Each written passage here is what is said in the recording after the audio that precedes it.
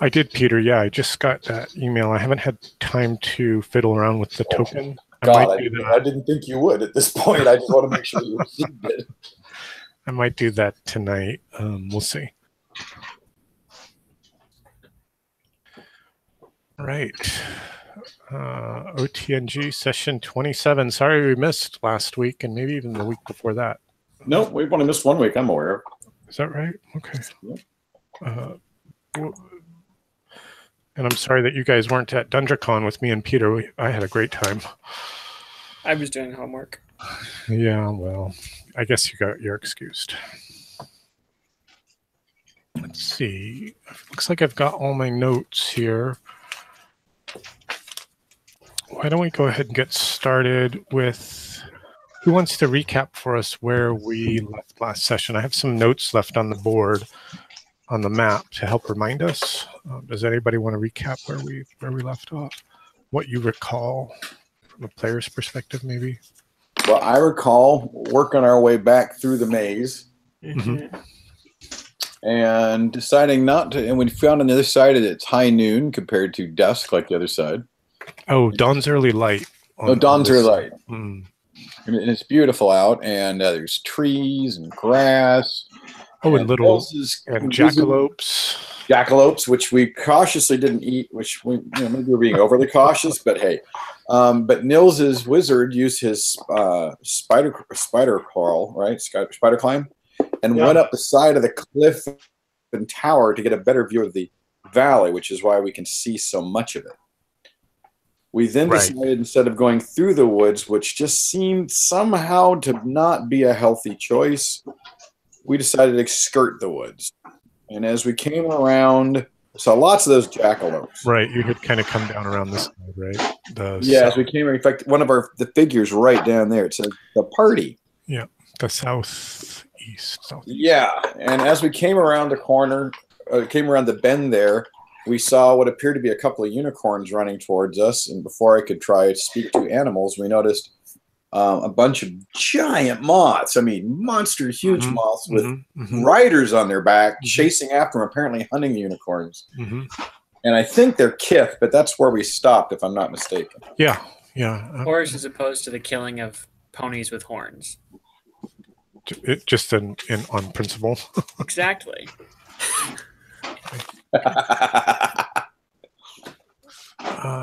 He likes magic ponies. See, tonight we have 1, 2, 3, 4 players. We can bring one extra character. I'm expecting Rydian, Horus, Berta, and Gib, plus one extra character at your guys' discretion.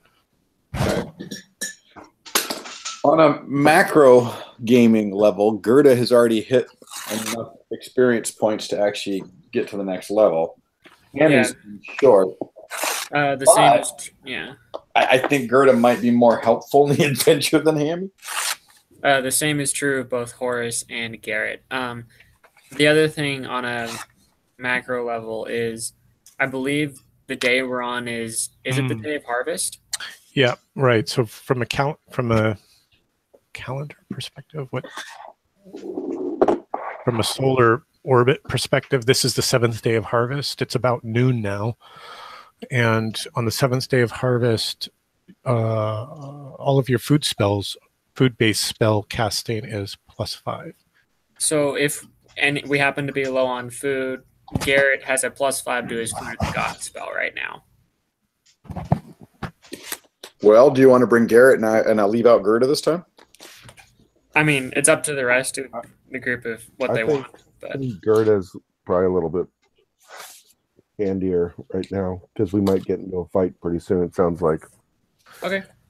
I just know some people were dwindling on food. And at the same time, I'm happy to leave Hammy behind and have 2 clerics in this one. Or leave Hammy behind if we think Nils's elf would be more fun right now. Yeah, that's true. I just don't want anyone to think that I feel like I own the 2 character thing. You bully your way into it all the time. I do. I'm a bully. I really am. But I'm trying not to. You can't complain, Mike, because you don't have a second character. Oh, I wasn't complaining. I was just saying facts. Stating a fact. Observing. He was merely observing and reporting. Observe and report. Observe. Journalizing. My journal. Nils, do you have any kibitzing on this subject? Well, you have to get one more session, then you level, right? No, Gert is ready to level. She's. No, I mean, in general, you have to get one more session, then you level. I think, right? Oh, yes, right. yes. Yes, correct. Okay. So if you're level 2, to go to level one more session would get Ericor to the point that where he would level. He's also a pretty heavy fighter too. So. Well, do you want to bring him or the other cleric, and I'll leave Hammy behind this time? Okay, on the other hand, the only What's Hammy's luck like it right now? Right now, his luck is at 13. still pretty good. Yeah, on the other hand, Meridian has no food at all, so having the only reason I'm even bringing up Garrett is because he can give us food. That's the only reason I'm even bringing. Well, him up. I understand that is something valid in this campaign is to think about where we're getting food, as well as a second cleric to help heal our asses because we're feeling we're heading towards a final fight here. I think we're still pretty good on food, aren't we? Let's see. Gerda's got 4 days rations, and Hammy has 4 days rations. I was going to say none-day rations because he eats them all. That's right. I should make the halflings eat double. In fact, that's a new house rule. From now on, halflings eat double. Oh, They man. eat Well, I figured breakfast. Well, I figured they're Okay, carrying so normal rations, what's but their- they're half size. They're eating twice as much. Right. Oh, What's good that? point. So what's the boon for it then? Oh, the luck and everything else. It's just it's just a nod Yep. to some of our earlier campaigns with the halflings and the hobbits. Horus is at 4 days of rations as well, so it's not like we're in. From what I can tell, we're not in dire need of it, but just I don't know how long it's going to take for us to get out of here. All right. Well, we know Mike's bringing Gib, and We got Gib, Mills we is got bringing. Well, I don't know. Tell me who you guys are bringing in the next 2 minutes, and then we'll get started. Either Rochambeau or somebody. Or throw dice for it. Ooh, I know what Throw we'll do. dice. There we go. Oh, have Gib throw his magic dice. Okay, fair enough. Good idea. Oh, okay. I just threw a 1. Nils, tell me who you're bringing. I'm bringing Meridian. I mean, as a secondary character or as my main character? I don't care. I'm bringing Meridian. Okay. And then Ethan, who are you bringing? Horus. And Peter, who are you bringing? Gerda. Mike's bringing Gib. Okay, so the next die roll, we'll leave it up to which player will choose the 5th character. Mike, do you want to roll a d4? Sure. I mean, Gib, do you want to roll a d4? Sure. Nils, you choose. What's the 5th character? I'm bringing Ericor. Very good. All right. Cool. All right, let's see. To reset the scene, you guys are here in the southeast corner of the valley. When we last left you, you had marched off from the wall, kind of following the wall until you got to this southern portion and started to come around the woods. And as you did, just about at the edge of your line of sight, you saw 2 huge white horses come like as a full gallop around that edge of the woods, and like running hard with these large golden horns that you can see clearly glinting in the sunlight, even though you're some 3 or 4 miles away. It's clearly apparent what these are, and they are rapidly closing towards you. And they got Horus to yells be pony. about here. And they're starting to make this hard bend and turn back towards the woods. You can see some moths, giant flying creatures, come winging around that southeast corner of edge of the woods. Some of them are flying. Some are flying low to the ground. Some are flying high, like almost in an like arching up over the woods, like in an intercept course for where these stallions are driving hard for an opening in these thick woods. And that's the scene is set. These appear to be kith on the moths. Right. And I did provide you all with a handout, if I recall. Yep. I think you're Bring up that correct. handout so Well, we can. what was that? Oh, that's different. Let's see here.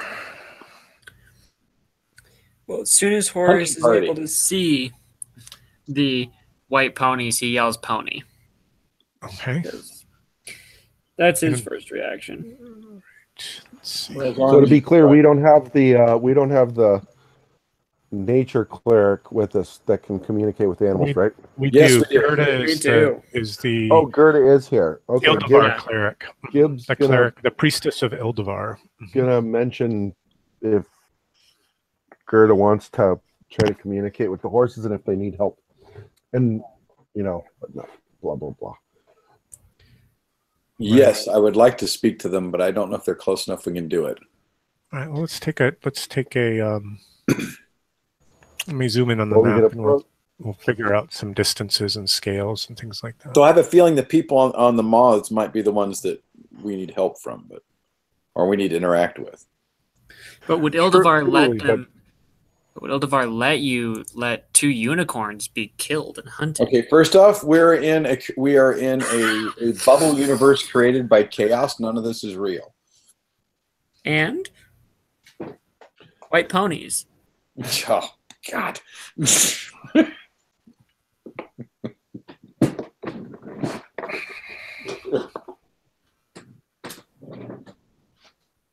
You have to understand that pretty innocent creatures just have this kind of allure for Horace. Something to do with him being an orphan. He's a brony. Yeah. Well. You won't Okay. hear him mention that for the next 2,000 years. All right. So, what do you want to do? You guys have some opportunities for action. There's a little bit of time here involved because when you see them, I mean, you sort of almost stand slackjaw watching the majesty of these creatures. Of course. And then you can, as they kind of close to being within a mile or so of you, can see that it's not there.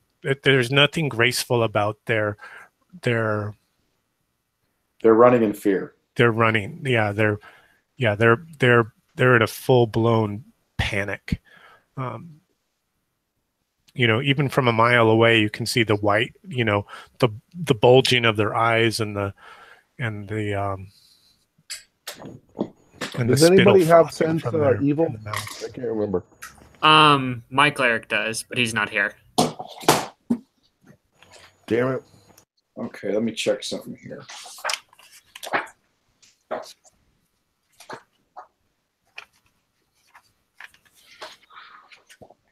I need to check the range of word of command. Oh, yeah, that's not Good point.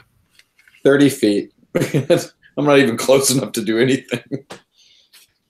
Horace will go ahead and pull out his crossbow. He's feel not That if you started running now, yeah. you might be able to get to being within a few hundred yards of them as they sort of close on the woods where they're heading towards here, right? Okay. Sorry about the yellow. It's all based on my dice, so It's okay. No, that's fine. it That's doesn't fine. read that great. And in part because this is all sort of happening kind of simultaneously, the unicorns are Certainly. running here. I'm just Well, trying I'm to gonna- give you a sense about where we are and what's happening. Gerda will move towards the unicorns quickly, trying to. So you're leaving the protected shelter of the wall of the cliff face. cliff face and running out into this open meadowlands. Okay. Yep. So Gerda goes pounding off as best Horace she is- can with the wearing her armor. What are the rest of you doing? Horace is going to follow Gerda, but he's going to have his crossbow out, Okay. and he's going to load a bolt in preparation for dealing with those hunting the unicorns, because he prefers the unicorns. Okay. And I'm not slowed down by a shield. That's a plus. Horace's shield is slung on his back right now. Didn't he lose his shield as well? No, Garrett lost his shield. Oh, Garrett lost his shield. Both clerics are having a bad day that day. They were. Lizards. Goddamn lizards. Garrett's still missing teeth from that thing. Yeah, and so is Gerda. Gerda's missing. No, I wanted to. She's cast missing healing. 3 teeth. Can I cast healing to fix that? You can. They're kind of in the back, though. They're not the front 2 teethers. Excuse me. It all affects your health. I don't hear you whistling through your speech. Gib, Ridian, Arcor, what are you guys doing? My Gib's character's gonna, going to. Sorry. My go for it. character's going to basically follow up, get Garda out, and but keep an eye on the. In particular. Sorry, I missed that. Yeah, he Nils? broke up with me too. I couldn't quite hear Yeah, that. same. I said that my characters are going to follow Gerda out. Okay. Keep an eye on the guy, the butterfly riders. Okay. Keep an eye on the moth Focusing on rider. So you're kind of trailing a little bit, maybe not running quite as hard. right. Okay. Where's all? Are there any of these rabbits? Some scattered before the unicorns, before the white stallions, but you don't see any nearby. Did you want one as for a particular purpose? Nope. Just want to see if they were doing anything. Oh yeah. Whenever So- as you've been marching through this area, they pretty much scatter before you. Sometimes they'll stand around and sniff and look at you, but if you make any sudden movements, they scamper away. Yeah. Gathering. So Gib just goes along with the other wizard trailing behind. You know. Okay. Being, just taking in the situation, trying to decide what to do. Uh-huh. Uh-huh. None Okay. of it all So you come to be within about 300 yards of where the unicorns are, and all your fast travel has allowed you to sort of stand almost directly where you are on this arrow and this X. And as the white stallions start to make a hard turn and drive for this glen, you're about 200 yards from the unicorns. And the leading moth riders are as well. What do you want to do? I can't decide if I want to work. Are they within 30 feet of me so I can word of command the Moth Rider? The moth riders are probably 400 yards away from you right now. Okay, so they're not within spell casting. No, they're not. But you could try to close the distance and get Get in between them. move closer up to the edge of the woods.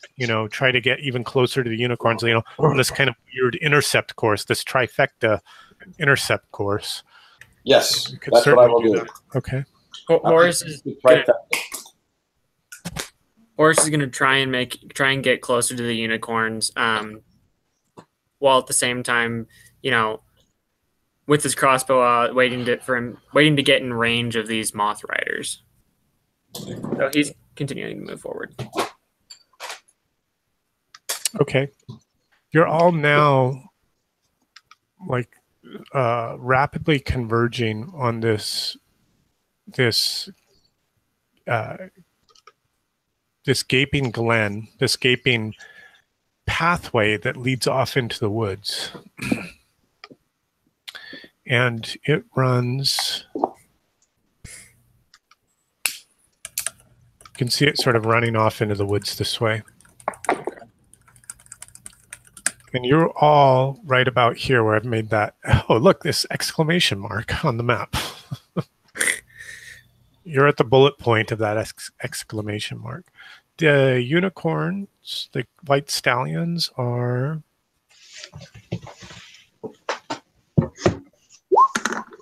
wrong browser. Oh. Shadow dice. That's I Ghost. saw that.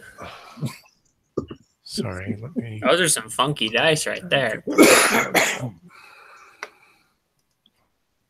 Here we go.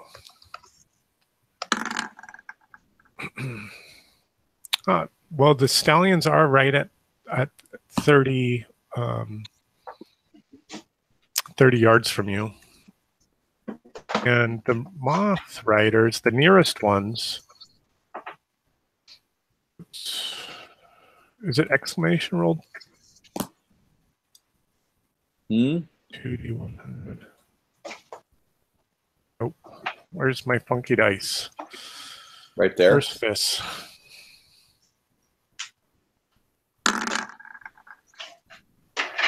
Hmm. 76. Let's see here. They're 11.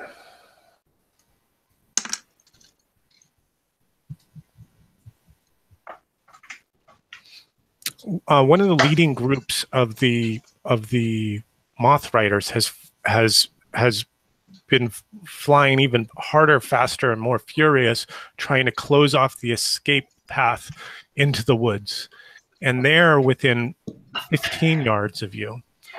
Oh, well, they're getting a shot. The others are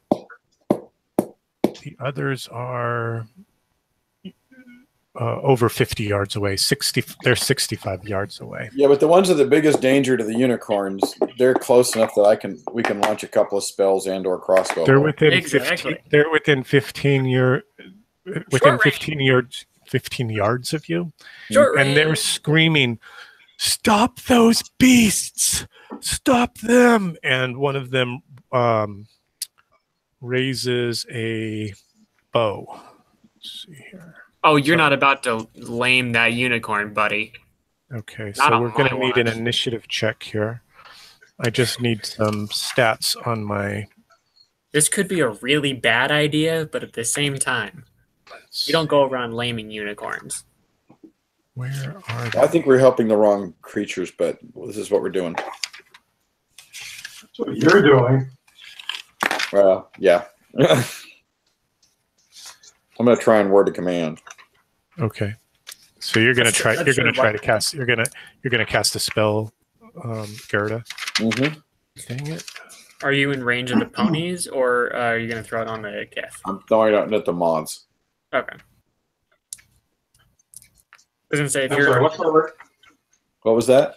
what's our range to the ponies? He said 15 Oh, feet. here we go. Oh, yeah, 15 yards. 45 feet, okay. Because I was just thinking, if Oh, you're in might not range... be close enough for word of command. Let me double check. Yeah, if you're in range of the ponies, then I would say potentially word to command them to stop, and that might... Why do I want them to Okay. stop? Won't they get eaten? Well, if you tell them to stop, it might prevent them from getting lamed, and we could actually talk and figure out what's going on. Mhm. As long as they're running, we have no way to stop and figure out what's going on. Correct. We're just running, and we're going to have to pick a side. Okay, here is the initiative check. Anyone else casting a spell besides Gerda? Well, I got to make sure I Cast cast a spell. the right spell, and I have a feeling I'm not in range. But okay, I can't do that. What is the You're- casting? Peter, let me try and sketch the scene here a little more clearly for you. Actually, it says 30 feet or more, so this could be in range for word of command. Oh, because it's depending on your die roll. Yeah, and it's 15 yards is your current distance. So here are the two. Oh yeah, yeah. Here are the Okay. two beasts, or Yeah. two moth riders. The unicorns are like running this way. trying to make their way towards the forest that's kind of over here. Right. And the party's within 15 yards of the two moth riders, the closest moth riders. The other ones are some 65 yards away. And there are a lot of them, these moth riders. There's what looks like almost a dozen. Wow. And you can see that they're armed.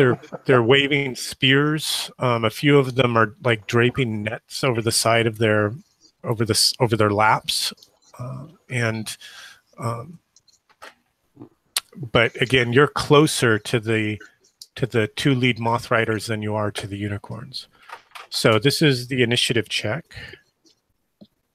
Beat a 15.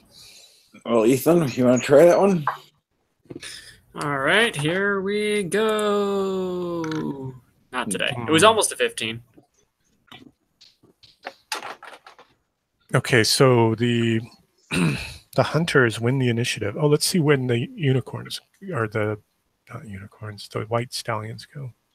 The white stallions that look like unicorns go. They have swords on their heads.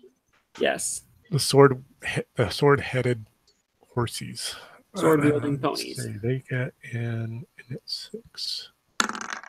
Oh, they're like super fast, and they like put their heads down and they just start charging. So we might have allies. They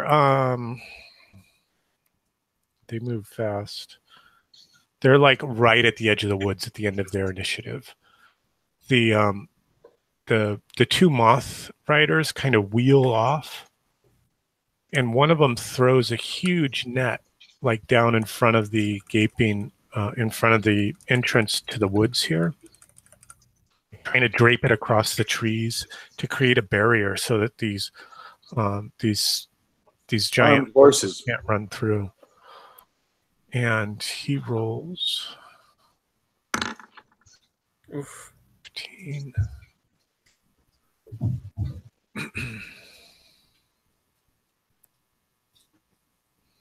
Yeah, he's sort of partially successful in creating this barrier. The other one comes like jousting at the trailing horse. Tilting is the right word, but is too high and like has to break off before he careens into the woods. The rest of the moth riders all close and start circling around. They're all within reasonable melee ranges of you. Everybody's now all within reasonable ranges of one another. And it's now your turn. Well, I don't think we need to attack anybody now. That would I think at this point it's time for some conversation. The horse will shoot anybody who tries to hurt unicorns. Diplomacy. Oh yes, I think diplomacy. That's a big word for Horace. Rita's got a He prefers personality of shoot. 16, so Go to take the lead. yeah. Yes. My weapon's not up, and nor is my sword unsheathed. I will raise my hand in the universal gesture of peace and say, "Hail!"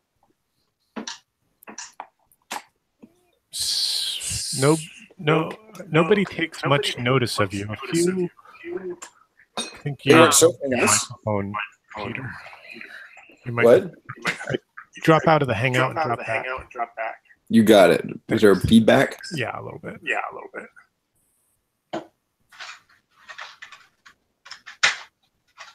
So if Gerda's speaking doesn't get any attention, then Horace will attempt to shoot a crossbow bolt in the direction of the riders and not hit anything to get attention. Okay. How about somebody just yell? Well, because what we happens. tried that and nothing happened. Well, but that was just one person yelling. Not sure shooting a bolt to get somebody's attention's It's not like a pistol, I mean- right? It doesn't really make any noise. yeah. Yeah, but the point being to get them to look in the direction of what's going on over here. they clearly see you. I mean, they're not Okay. ignoring you. But their focus is predominantly on the charging stallions. Let's see if Okay. Peter needs the hangout link again.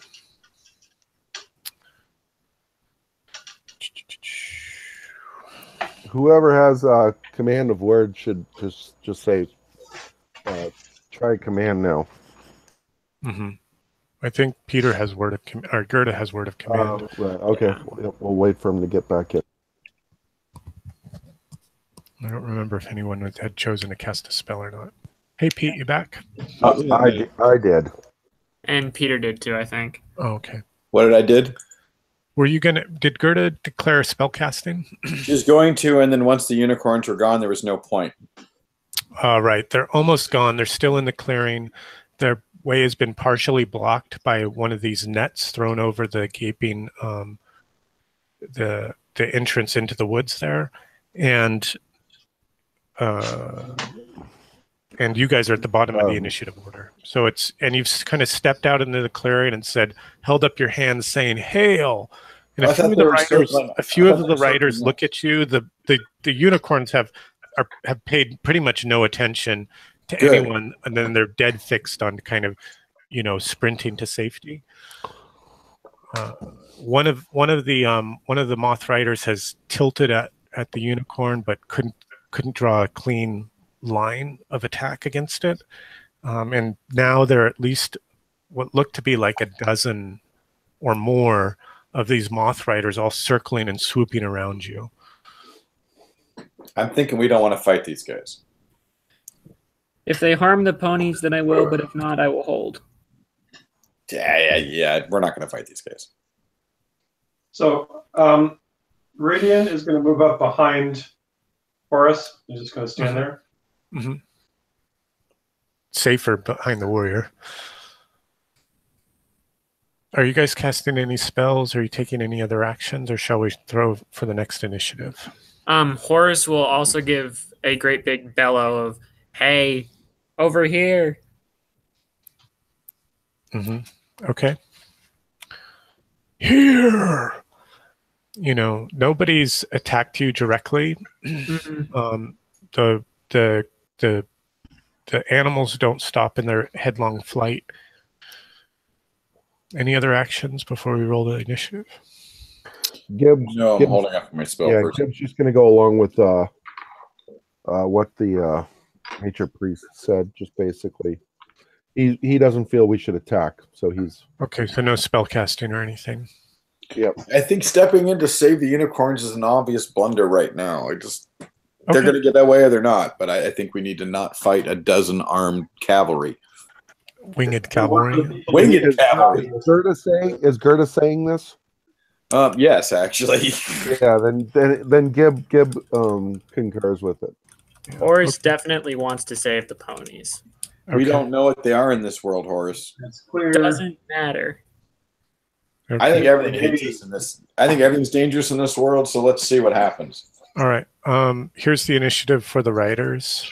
They are a 19. Goodness. The initiative for the stallions. They are a 19. Simultaneous. And you guys are at 20. I should have cast the spell. Mm-hmm.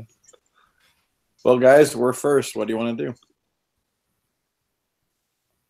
Well, Unfortunately, I think hold While action. you guys talk about it, I'm going to grab a drink. I'll be right back with you.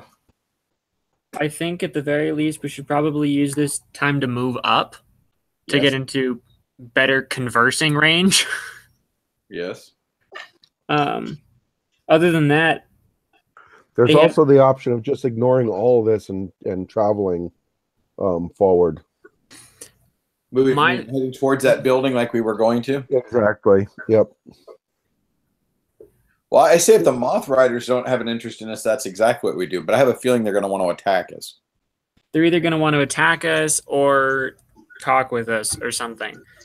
Now, let's not forget, we're also looking for this demon, and I think we should not mention him right away. Yeah, that's probably. If we do get into a fight, then we might want to consider going into the forest as well. I it sounds agree like 100%.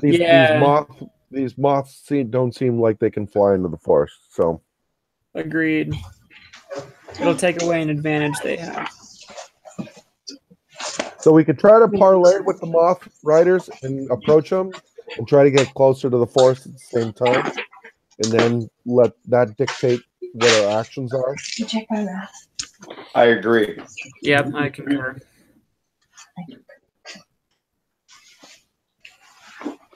So that's what we're going to do for our. So then that's what Gibbs going to suggest is that we're going to actually move towards the forest, try to treat with the moth riders, and if it's unsuccessful, we can try to retreat to the forest if things start going bad. And then Gerda can ask our friendly ponies to come back and kill these moth riders for us.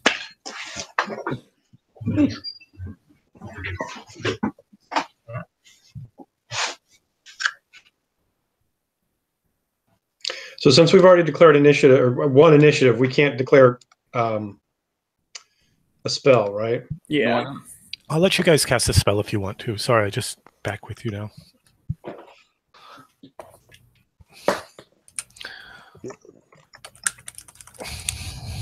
So I think the general plan or plan of action that we've come up with is we're going to move forward closer to the moth riders into the forest to try and get into better conversing range. And in the event that the moth riders try and attack us, we can flee into the forest and use that as a better defensible fighting ground. Okay, so you guys go running towards the forest. Sort of a jog, yes. Yeah, the moth riders are all around you. You'd have to spend both your movement actions to get to the edge of the forest. Okay, so that's what you do. And now, let's see. Are you doing anything special as you get to the edge? You're not quite into the. If you were to zoom kind of carefully into the map, you could see the entrance to the woods there, which is sort of like this arch, and about half of it is covered or blocked by this large draped net, some sort of woven net. You can't quite make it out as you're sort of running towards the woods there. Mm-hmm. You could almost even beat the race in front of the stallions if you wanted to, but it would be sort of a tight fit through that area. No, I don't want to get in their way. I think Horace will, as he's running, draw his sword. So if the net's still there and for some reason the unicorns haven't escaped, he can cut the net and let the unicorns escape. But okay, so you're charging towards the net area of the opening in towards the woods with your sword drawn.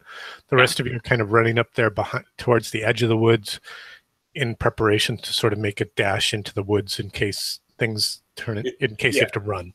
Yeah, if things go all, if they go sideways. That's it. That's what I was thinking. Mm-hmm. I heard a term recently I hadn't heard before. Fill your boots. Build your boots? Fill, F-I-L-L, Fill your boots. Your boots, meaning do it with gusto. It's like, if that's what you want to do, then just fill your boots. Oh, like I thought you were saying that that's what, like, you fill your boots with poo and fear.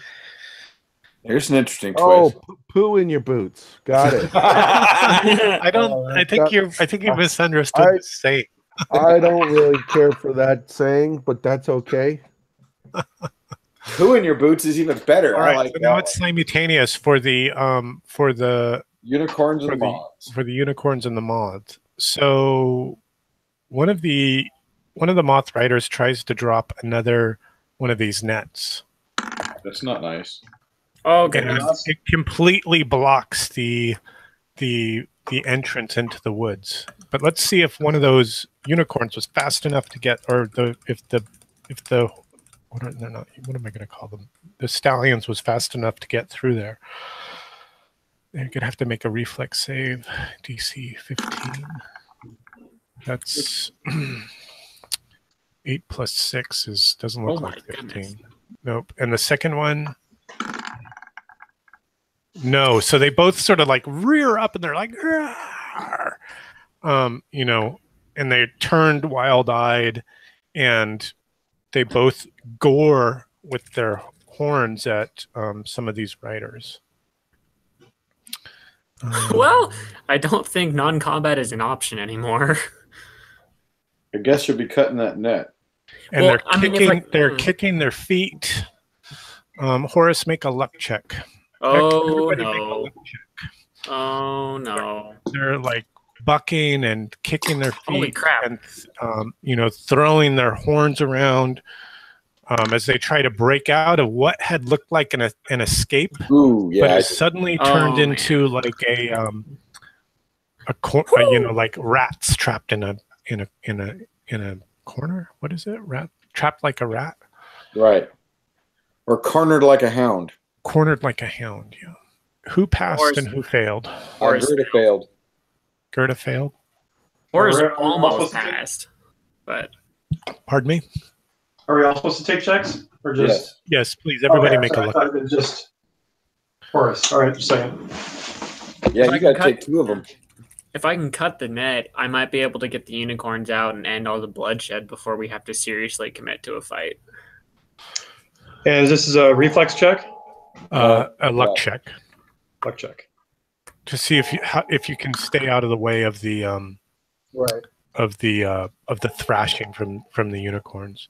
Well, one of yours can't. Unfortunately, oh yeah, Arcor failed. Aircore fails. How about Radiant? Got a 1. Yeah, I saw you succeeded. Fort Fenton Mud. Have you been drinking again? Was that a pass for you, Nils? For Radiant? Radiant passed, yes. Okay. All right. Let's see. Gerda, you take one of the, you know, the stallion like stands up on its front legs and kicks out with its rear and hits armor class not enough 11 and then turns and thrashes its horn up at the exposed belly of one of these moths, ripping it open. Ooh. I think I'm on the unicorn side. And well, we're not getting in their way. Clearly. Gosh, this is going to be hard. There's just so many of these things to think about. And we thought the Moth Riders were going to be who we were going to treat with, but maybe not. And it just, I mean, it literally guts this moth and all this, you know, like when you squash a beetle, all this white, thumpy goo comes squishing out of its belly. Yes, but it's not. It sort of flappers off into the flappers off into the outside of the main swarm. Like the swarm of moths, these giant moths. Aaron, is it a Charleston Chew type flapper off? Yes, Charleston Chew flapper. The goo that comes out of it, is it like intestinal goo, or is it like the goo that the kith turned into? It's like bug guts goo. Okay, it's not like the guys in the entrance. It's like inside the labyrinth. Correct. Not like that. That was a different kind of goo. That was like a blue goo. This is more like a yellowy, pale white. This is goo. real blood and guts. You got to know your goos. Well, yes, I think we do need to know our goos, and I will remind everyone that I cured disease condition after those things because we don't know what they did to us. And then the second unicorn is doing much the same and trying to break away from these, you know, these swarming, and it like dashes out one of its 4 hooves and tries to dash in Arcor's brains and hits AC 13. Nope. Okay. And then it too charges at one of the moth riders was riding too low, and it charges at one of now what you can clearly see are in fact Kith. You recognize these from the Kingspire? and it skewers him for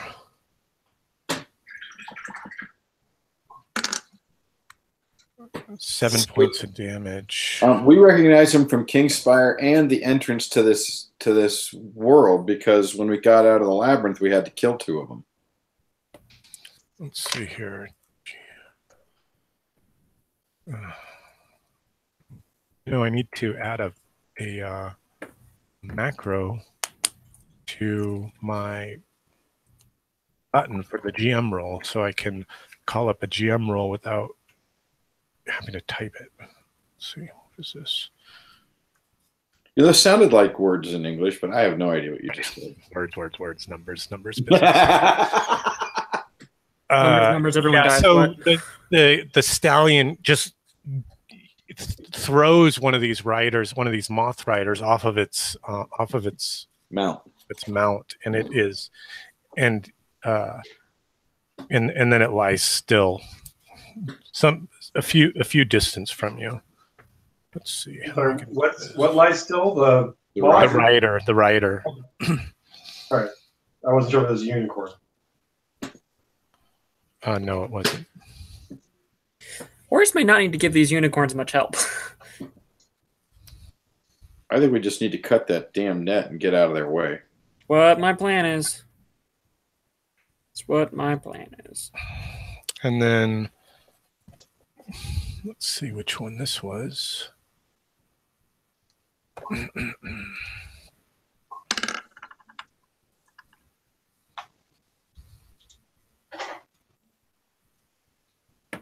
Okay. You guys won the initiative, didn't you? And then this was all simultaneous. I wasted. And so now the riders need to make a decision about what they're going to do. Be nice to us? I don't know. Just run away? Worship the unicorn overlords? Well, clearly. We know who's superior in this fight. See, 3 of them... we could see why they brought so many. Throw nets at the unicorns, and these are big nets. Like one of those casting nets that gets thrown out into the sea to catch fish. From the shore, like a casting, like a Hawaiian net. I'll be right back. And they have 1 to 10 and a.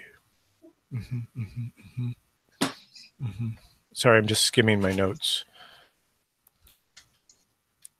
No worries.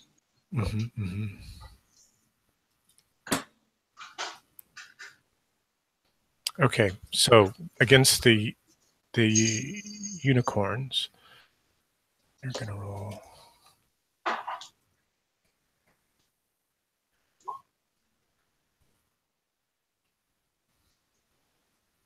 I'll be back as well. Okay. I didn't see any dice hit the table, but that's because I did it wrong. Well, you rolled a d12 and got a 9, and then you rolled a 41. Now you rolled a 12 and a 3.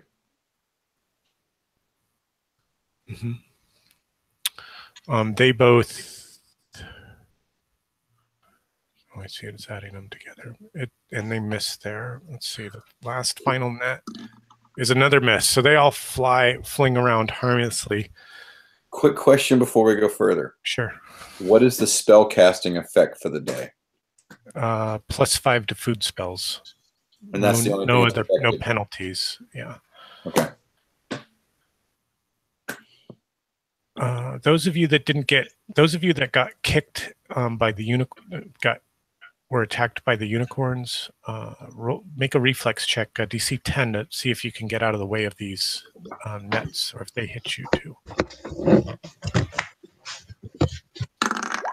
This is only due to your close proximity. That looks like a pass for Gerda. Yep. And if we're going to roll initiative again, I just want to say I'm going to cast a spell. Mhm. You're on Overton, right? Yeah. Yes. Okay. Looks like a. Okay, that's a fail. So he gets kind of tangled up in this net. It like sort of flings over his outstretched arm, and then and that's what happened. So now we're let's see, that was 3 of them. 3 of them are going to go tilting at the unicorns as best they can. They have spears that they're jabbing down towards them, and one of them comes flinging in like in this mad charge, and they hit. Oh, that's a hit.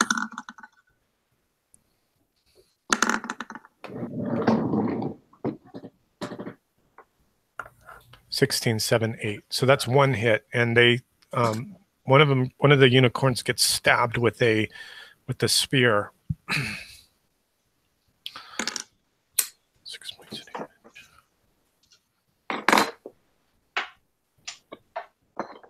Let's see. They are, but it like basically shrugs it. I mean, it like just slides down its hugely muscled shoulder, and leads a red welt. It's barely even bleeding. These things ass. So now we're coming up on an initiative. Oh, sorry. Does anybody have any drawn weapons? Horus does. Horus has his sword out. Anyone else? I mean, No. Horus is facing the direction of the nets that were blocking the forest. Yeah, agreed. Mm-hmm. No, I'm not currently armed. I even said I didn't have my weapons out. Make a luck check, Horus. Uh-oh. Uh-oh. Attacked by fairies. It's always the fairies. Not even close. Not good. One of these guys charges at you with his spear and hits AC 17. Is that a hit? That's a good question. Ooh. It's gonna be close. Yeah, just hits. Ooh. Take 3 points of damage. Okay. The remaining 2 cast nets down towards the party. That's and they're rude. going to be casting 1, 2, 3, 4 of them. There's 5 of you, correct? Correct. And Arcor is the 5th. Oh, and he's slightly entangled. One of them throws a net towards Gib and hits AC 16. That's a hit. Okay, and the next one throws a net towards.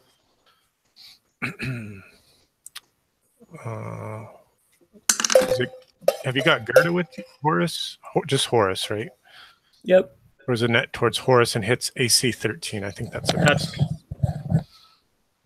Okay. Well, I guess we are fighting on the side of the unicorns now. Make a reflex check, DC 15, to see if you can get out from underneath this thing. Sorry, the dice keep hitting the table for some reason.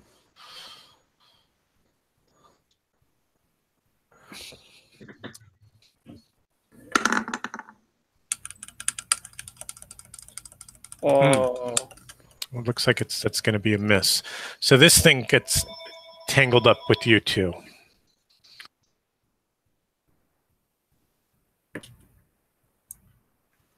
Okay, anybody casting a spell? Yes. Yes. Yes. yes, and Arbor and Meridian. Oh, and then there's also Garrett. No, Garrett's not here. Oh, sorry, Arcor and Meridian. Ridian is casting a spell. Arcor is still tangled up a bit. Yeah, okay. He could try and cast, but it might be a penalty. But that's fine if you want to reserve. No, he's already got enough penalties that it's okay. They're just He's piling a up. warrior elf, not a mage elf. All right. So here's for the stallions. They are a 22. Ooh. And here are for the, pardon me, 21. Here are for the Moth Riders. They are a 2. And the players. Oh, yeah. All right. Middle. So let's see. So we'll go after the unicorn, after the bladed stallions, but before the moth riders. Mm-hmm. I like that. Bladed So stallion. Yeah. belated stallions all kind of dash back the way they had come, right? They had sort of got pinned in here. They had kind of been pinned in here, and now they turn and they start running this way. They're basically breaking melee. Everybody, all the players make a reflex check, DC 10, to see if they can get out of the, make sure they can get out of the way of these things.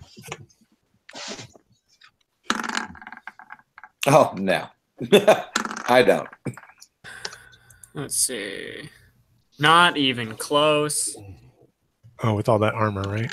Yep, 2 minus 5, so -3. Horse definitely got trampled by something. Darkor makes it, but Ridian does not. Okay. In fact, I'm willing to bet Horse threw himself underneath the horse. That's probably what he did. Gib, did you test? Oh, did he stand 20. up away? Oh, you rolled a 20? Oh, nice. Yeah. Nice. So, yeah, you leap out of the way safely. Those of you that failed, here's the first one against Ridian. It hits AC. It hits AC 10. These are just straight rolls. They're not trying to attack you directly. It's just more or less you not getting out of the way as they come trampling by. Does that hit you? That misses. I've got 11. Okay, lucky you. Not Here's against Horus. That hits AC 9. He tried to get underneath their feet, but he just couldn't manage it. Mm-hmm. not easy. Well, he did, and they just stepped on his heavy armor, right? Yeah. He might have a concussion. And I Gerda. think it's Gerda is the last one, correct? Yeah. Yeah. That hits AC 8. Thank goodness. No. So you get buffeted around, but you don't really get trampled. Maybe these beasts realize that you weren't trying to harm them directly. It is now your turn. They move 140 feet away. They're pretty fast. So, Mike, you want to cast first? If you're asking me, go ahead. Oh, did Mike want to cast first? No. Okay, I'll try word of command on the Moth Riders. Mm-hmm. Oh, I must look at the book. What are we? What's our casting thingy? But Only, stars, line, moon, plus stuff. 5 for Food-based spells. food-based stuff, but that's it. But there's no negatives. No negatives. Okay. Oh, thank goodness I don't need a hand. We just got it into the cleric can speak a word at multiple targets within 60 feet of his location. He can target up to 6 creatures, each of whom must be within range and within line of sight. The same command applies to all targets, and each target receives its own save. The cleric may combine the word of command with a gesture that clarifies its intent. For example, attack or go with a pointed finger. If the target fails its save, it must obey the command for a number of turns equal to 1d6 plus the cleric's level. Okay. And this is not savable by, or who are you commanding? Pardon me. I'm commanding the Moth Riders to flee. The riders themselves. Okay. Yeah, well, they're going to command the moths. Yeah. And how many turns does this last? D6 plus the cleric's level. D6 plus the cleric. Okay, go ahead and roll. Beautiful. And it's turns, right? Not rounds. Turns. Correct. Okay.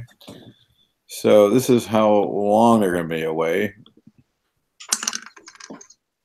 So that's a 4. So they're going to be gone 4 turns. Okay. So 6 of them are gone 4 turns. Okay. Okay. That's a start. That's 40 minutes or 4 minutes? 40. Okay. Because a turn is 10 minutes, right? Yeah. Yeah. It's 40 minutes. Mm-hmm. Yep. Oh, and I'm drawing my bow. Okay. I believe Who's one next? of the moth guys tried to spear Horus last round, so he's going to receive a whack. Any mighty deed? You succeeded in chasing off 6 of these, right, Peter? Yes, sir. Mighty deed is going to be to because this guy's still on his moth, right? He is. Okay, is going to be to basically I'm going to target the moth itself as opposed to the rider. Okay. And I'm going to try and basically get my sword through one of the moth's wings to prevent it from flying around and floating about as easily. Okay. So you're attacking the moth's wing as this guy who had stabbed you comes flittering by. Exactly. Go ahead and make your attack. And you're attacking the moth. Mm-hmm. And go ahead and throw your dice. Woo!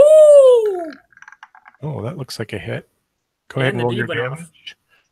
The deed go off? Yep. The deed did go off. For 11 points of damage. Nice. Not even funny. Poor moth. Yeah, so you tell me what happens. It's a killing blow against the moths. So Horus brings his sword up to basically slice into the wing, but instead he actually sticks his sword through the wing and straight through the heart of the moth. Okay. All right. As the moth flies by. As the moth flies by, the rider goes tumbling ass over tit and needs to make a reflex check to avoid landing badly. And does this crazy somersault and stands up with his spear in his hands, and he's looking at you with murder in his eyes. Fucking kid. You've made an enemy. Oh. That's okay. He's my enemy. He attacked me first. This was not an unprovoked assault. Well, it's not like we're worried about making friends. Yeah. We need to make friends. We need them to get out. I know. But we seem to be murder hobos no matter what we do. Well, the problem is he attacked me. If he didn't attack me, I'd be fine. But he Ethan, I me. agree with you 100%. I'm backing you on this, all right? You remember from your earlier encounters with the Kith that they don't often see things the way you see them. Yeah, they just don't seem It to usually be starts reliable. with them, then their servants, then their pets, then the dirt, then the swamp dirt, then this goo that lives in the swamp, and then you guys. Yeah. That's kind of about the way you remember it going. They thought of us as less than peasants. Is that what you're saying? So they're going to want to help us anyway. So, right. Even though we are friends of the Raven King, fuckers. Oh, the Raven King. Yeah, clever. You like that? Are you kidding? We turned the worm. We freed the rune sword. Let's see. There are one. I'm gonna. Gibbs gonna cast Eckham's mask. Okay. It doesn't look good. And lose it for the day. Looks like you lost it. You can always spell burn and recover it for 1 point. Yep. Yeah, I know. Need it. I'm just reminding you. Cool. Who's next? And he's gonna, then Gibbs gonna try to duck away from anything flying close to him. Sort of get crouched down towards the ground, sort of thing. Yeah, and also be aware of what's flapping around him. Okay, there's one Kith warrior on the ground. There are 1, 2, 3 still flying around, and there's one without a moth. One moth without a rider.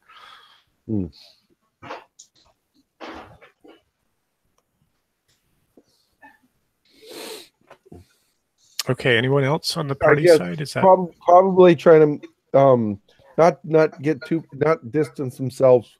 Gibbs not going to distance himself from the party, but he's going to get closer to the forest. Okay, gotcha. So, how many riders are still around? 6 ran off. 2. There's one on the ground. Mm-hmm. There are 3 still mounted, kind of flapping around you, and there's one moth without a rider flapping around you, and one corpse of one of these Kith hunters, like. Right. Okay. Oh no, that's that didn't disappear. Sorry, there's yeah, there. Sorry, There's one corpse because the unicorn killed one. That's true. That's true. But yeah, all right, yeah, Okay. yeah. That's what So, sorry, I'm like tracking like 12 different things over here. So I'm very patient with you, Aaron. You just do what you need to do. Keep up with it. So Ridian's going to cast Sleep. Going to try to cast it on primarily on the guy that Horus is facing off with. But if I can catch any of the other riders in the air, I will. I don't know if there's any around or not, but is there a range or what? 60 foot range. 60-foot range. Okay, so that's pretty far. And you're casting Sleep, and you're trying to cast it at the riders. Is that correct? Yes. Why did you make your spell check? Any spell burn or anything going on? No. Okay. But my first one I'm targeting is the one that puts his hands on. There we go. Oh, it's on the ground. Pow! If you'd have cast it on the moths, then the moths would have crashed and maybe killed the. Yeah, that's what I was thinking. With, why don't you make a luck check to see if you can catch them all? Because there are at least 3 that are flying around you. Let's see if they're all within that 60-foot range. Go ahead and make a luck. Catch them all. Yeah. You definitely got the one that's on the ground that's getting ready to murder Horus. Okay. Or attempt. So you're gonna slit his if the what am I trying to say? I can get up to 8. Nice. Okay. And there are potential of 4 targets for you, 4 kiss targets for you. Oh, that's very lucky. They're all within range of your spell, so they all suffer the effects. What are those effects, Nils? What happens? How does this thing manifest itself? Well, is there any mercurial magic? Oh, you get even hairier. Yes, I know. It's the best part. No. That's my spider climb. Now, this one is the blue waves of light emanate from my fingers. Oh, okay. And I see it here is hairier on the tree. Right, I was reading the wrong part, but yes, I get even hairier. Oh, and this blue light starts waving out from your fingers, and all of these Kith warriors just start hitting the ground. Oh my God, some of them are in the air. Yeah. One of them's pretty close to the ground. One of them's not.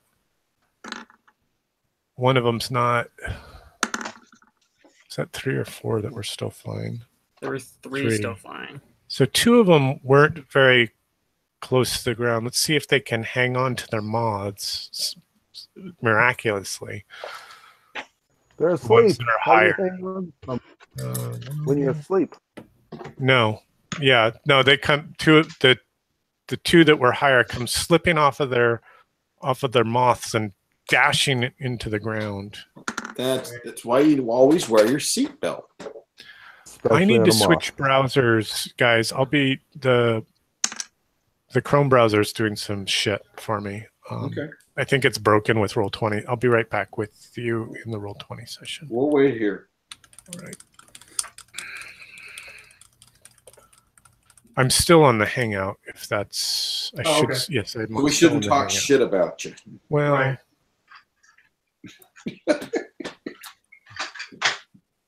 I hope the unicorns come back. I want to talk to them. Mm-hmm. Not that it matters a lot that these guys are asleep for 1d7 days. Days. Okay. Oh God! What a time for you and I to roll well, wouldn't you say? Yeah. I need to talk to Grace. I'm gonna put you on mute for a minute. All right. If this is magical sleep, I say we loot these guys of their armor and weaponry. Well, I want a shield. I call dibs on the boots. I mean, Horus still has Garrett lugging around. Gibbs gonna go poo in some of their boots. Poo in their boots. He's gonna fill their boots. Just fill your boots. We're gonna fill their boots. I would just like to point out that Horace was right in picking the unicorn side because clearly they were just wrecking the Kith. Well, once we were sure they're Kith, I'm realizing they'd never be helpful. Yeah. Well, that is the another Raven aspect. King did help you guys. Well, see, I was going to say we are allies of the Raven King, for we had freed his heart. Yeah, I think the Raven King is the only Kith who's okay with us. And broke it at the same time. Well, that's not our fault. We didn't do that. That was on the Vizier. Yeah, it had nothing to do with the breaking of the heart. No. Okay, so and we freed them. We freed them of their torment. Two of the riders come slipping from their harnesses and their saddles atop these great moths. And they come. There's one of them sort of bounces, and the other there's sort of a sickening crunch. Like a melon on a sidewalk. Let's see if that kills him. That does. That's it. Fucking Kith. So these Kith aren't disappearing like the Kith that we saw on the other side. No, they're not corporeal. Right. They're not ghostly like the others. Right. Like the ones that you saw in the caverns that spit goo at you. Right. Well, and they're not dead when they hit the ground. And the moths just start flapping away. Pardon me. Bless you. Well, that wasn't. Are any of them low enough to the ground? That went better than it could have. Oh my God! Yeah. We just want to wait and see how long it went. What was that, Mike? Are any of them close enough to the ground to try to jump onto? You could try to before they sort of flitter away. Do you still have an action for the round, or? Not really. Nope. No. Well, I mean, Horace has one non-combat action. Gib, if you can make a reflex check, DC 15, yeah, you could try to. You could be close enough to try to jump on one or grab a hold one or something. Let's see what happens. DC 15, reflex check. Oh, do you have a reflex mod? Where's? I don't think so. That's on agility, and you probably get one off of your level anyway. So I'm going to call that X6. Is one plus one thing. Mm-hmm. Yeah, that's a +1 for you. And what is? Oh, I want to see Gib on a giant moth. What kind of armor are you wearing?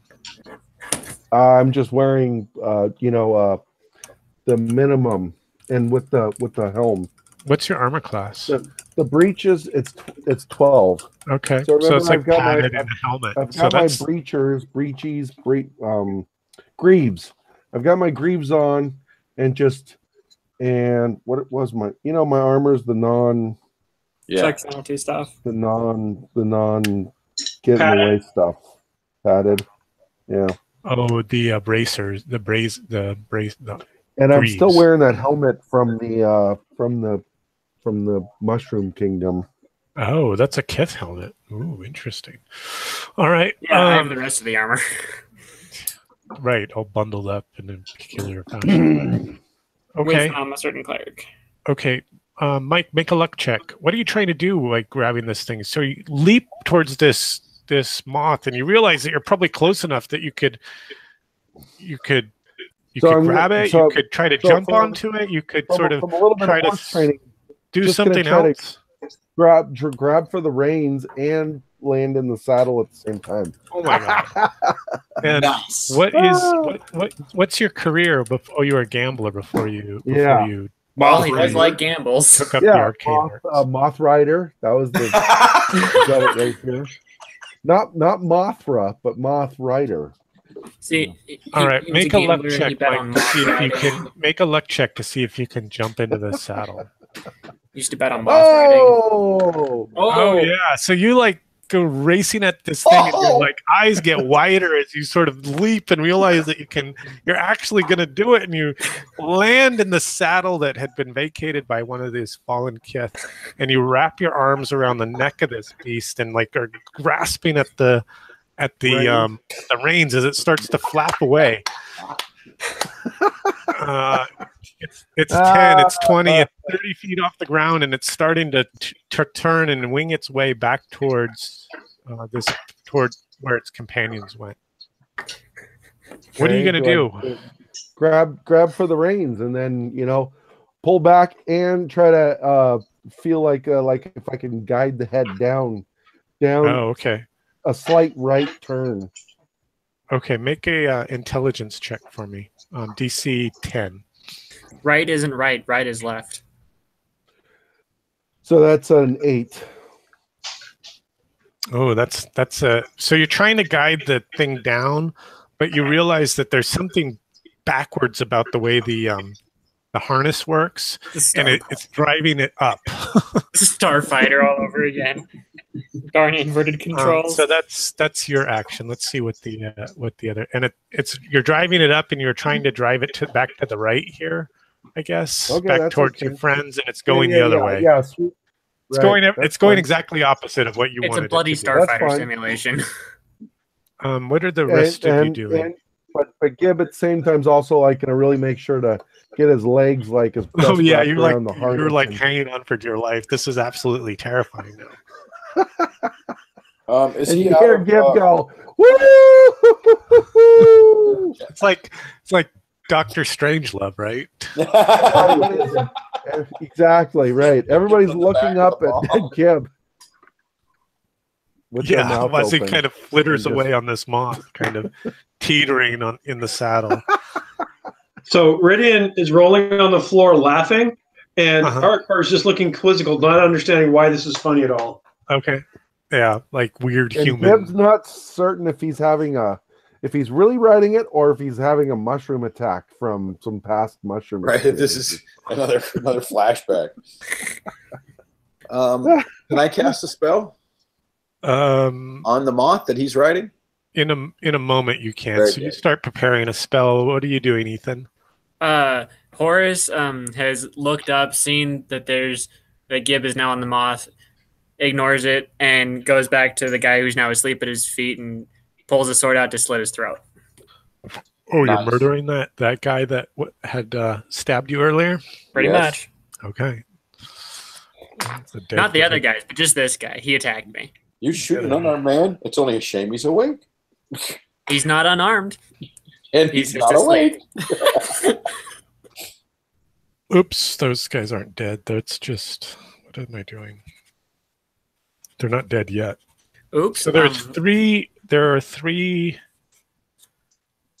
Kith hunters that are all kind of strewn around the clearing here by the woods.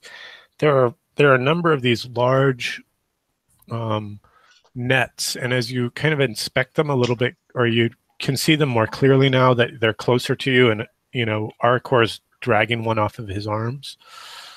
You can see that they're made from woven hair. Kith hair.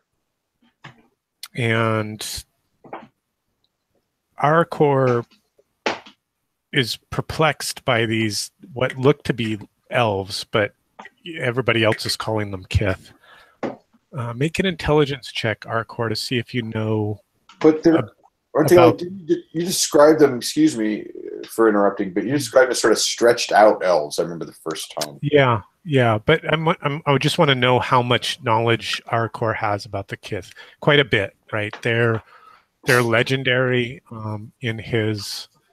within his culture, within his own elven culture, but there haven't been Kith amongst your people for centuries.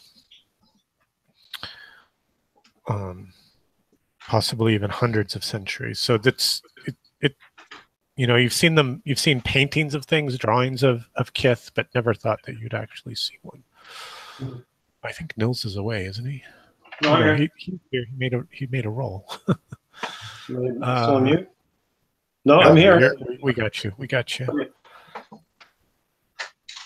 All right, Gerda, what spell are you casting as the moth starts winging its way away? Let's see, it's at least 30 feet high. Let's see how far away it is from you. It's at least another 20, it's 50 feet away. Okay. Word of command. Okay. Speak with animals. I want him to land. Land, okay. I can try and cast sleep again. Ah, crap. Sorry, Gib. That's only a 10. That looks like a point of disapproval. No. No, stop that. Is that your first one for the day? That's my first one for the day. Okay. Okay, Gib, what are you doing? This thing's like not doing what you want it to do. Okay, well, he's on the ground. He's gonna ease up and try to do the opposite of what he would feel like that it'd be. Okay, why don't you make an intelligence check this time, DC 8. Oh my gosh. So easing up, you realize that now it's just totally taken its own, it's taken its head and it's winged you off. Let's see how fast it is. All right. 80 feet now. You're and it's winging you back towards this this palace. Yeah, this palace. Yeah, he's still gonna just really, now that attempt failed, then he's just gonna make sure his legs are just really nice and okay. I'll give you one more chance to see if you can get it under control. Just roll a d20. Right, let's see. Yeah, let's see what happens. Yeah, so finally you get about almost to the river here. And you can see this huge palace, and all the other moths are sort of, and the riders are descending and circling that palace. And it was part of that handout that I shared with you earlier. And you're about right here. Make a luck check.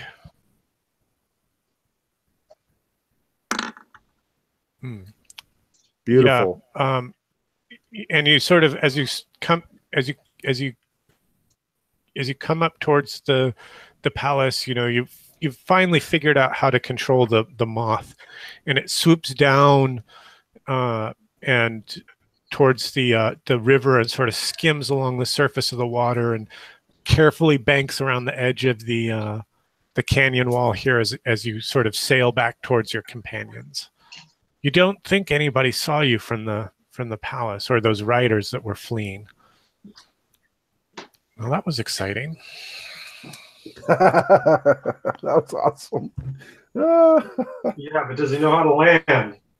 He has good control over the creature. Thank you. It was just those two. It was just that initial failure, and then the second one. That if you had failed a third time, you would have been hopelessly at its mercy. But you were successful that last and final time. And we would have been helplessly laughing. Yes. So okay, so you guys are. I'm gonna Go ahead. Go ahead.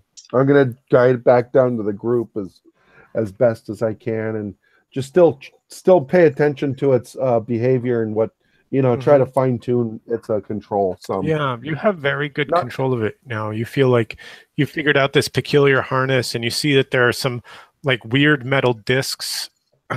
These weird like copper discs on the side of its body, and there's like some up higher on the abdomen and some down lower, and you realize that's for you push these areas with your knees or your feet to get it to climb or to descend. And but the harness is all backwards and back. It doesn't. You pull up to go down, and you push down to go up. It's weird. And you yank it left to go right, and the other way around. So you have to give it some thought when you're trying to control this. Right. Okay, well, figured out how to do it. I'm looking for a shield among the hunters. Yeah, are these hunters like armored? They are wearing like a leather armor, and they're carrying spears that are bronze spears. Are they wearing helmets? No, they're not wearing helmets. Okay. So there's these weird and there's these large woven hair nets hair nets. These large woven nets of hair. Cafeteria workers. Mm-hmm. So I just realized something. My super sleep spell to put somebody to sleep for 1 to 7 days, that would kill them. Probably. Well, I don't know. How long can you survive without water? Water? 3.5 days. Yeah. So well, they're asleep for a day. Oh no, right. pardon me, 7 days. Yeah, they're gonna die. So I'm doing them a favor by slitting their throats. Exactly. Well, I mean, you could try to wake them, or you could maybe dribble water into their mouths. I mean, they're not dead. I mean, if you had a caretaker while you were in a coma, you could survive, right? Good point. Fair enough. Yeah, I just thought it was funny that the fall is effectively going to kill someone if people don't plan for it. Yeah. Don't complain. Well, we could try to revive one and jibber jab with them. They're kith. I mean, Horace is already insects. Yeah, hey, Horace doesn't people need can dream. to kill anymore. You know, 1 minute you're on the ground, then the next minute you're flying on a damn moth. That's right. Who saw that coming? At that point, you hear this crazy cackle laughter going on up in the air. Sounds very unnatural for an adult male to be sounding. So childlike. like it's a kid who just learned how to ride a bicycle for the first time, even though you don't know what a bicycle is. Yeah, I blame him. So it looks so. Gib, as you're sort of messing around with the moth, it's pale green in color and has these weird feathery antennae. And the saddle is long, so it looks like it could actually carry up to 2 people, or maybe even like a bundle of goods. And it doesn't fly very high. It will only go about 30 feet off the ground before it starts to. It just won't fly any higher than that. Regardless, yeah, that's as high as it gets, right? Yeah, and its movement rate is it can move 40 feet when it's flying in action. So then in a round, it can go 80 feet, which is probably a little bit faster than a man can run in a single pretty round. Slow in actuality. Yeah, it's more like not like a hummingbird or anything like that. It's more like a flittering moth. You know, it sort of wobbles when it flies and things like that. But it is flying, and can be kind of graceful.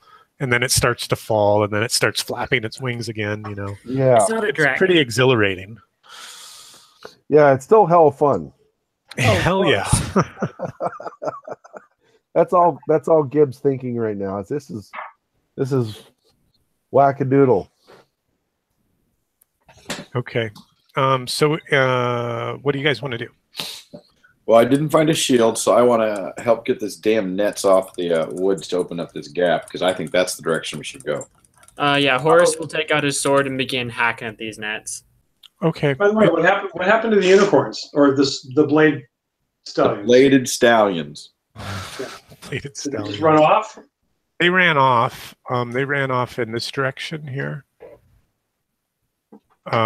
They turned and broke out from their penned location, and then they kind of dashed off this way. They're really fast.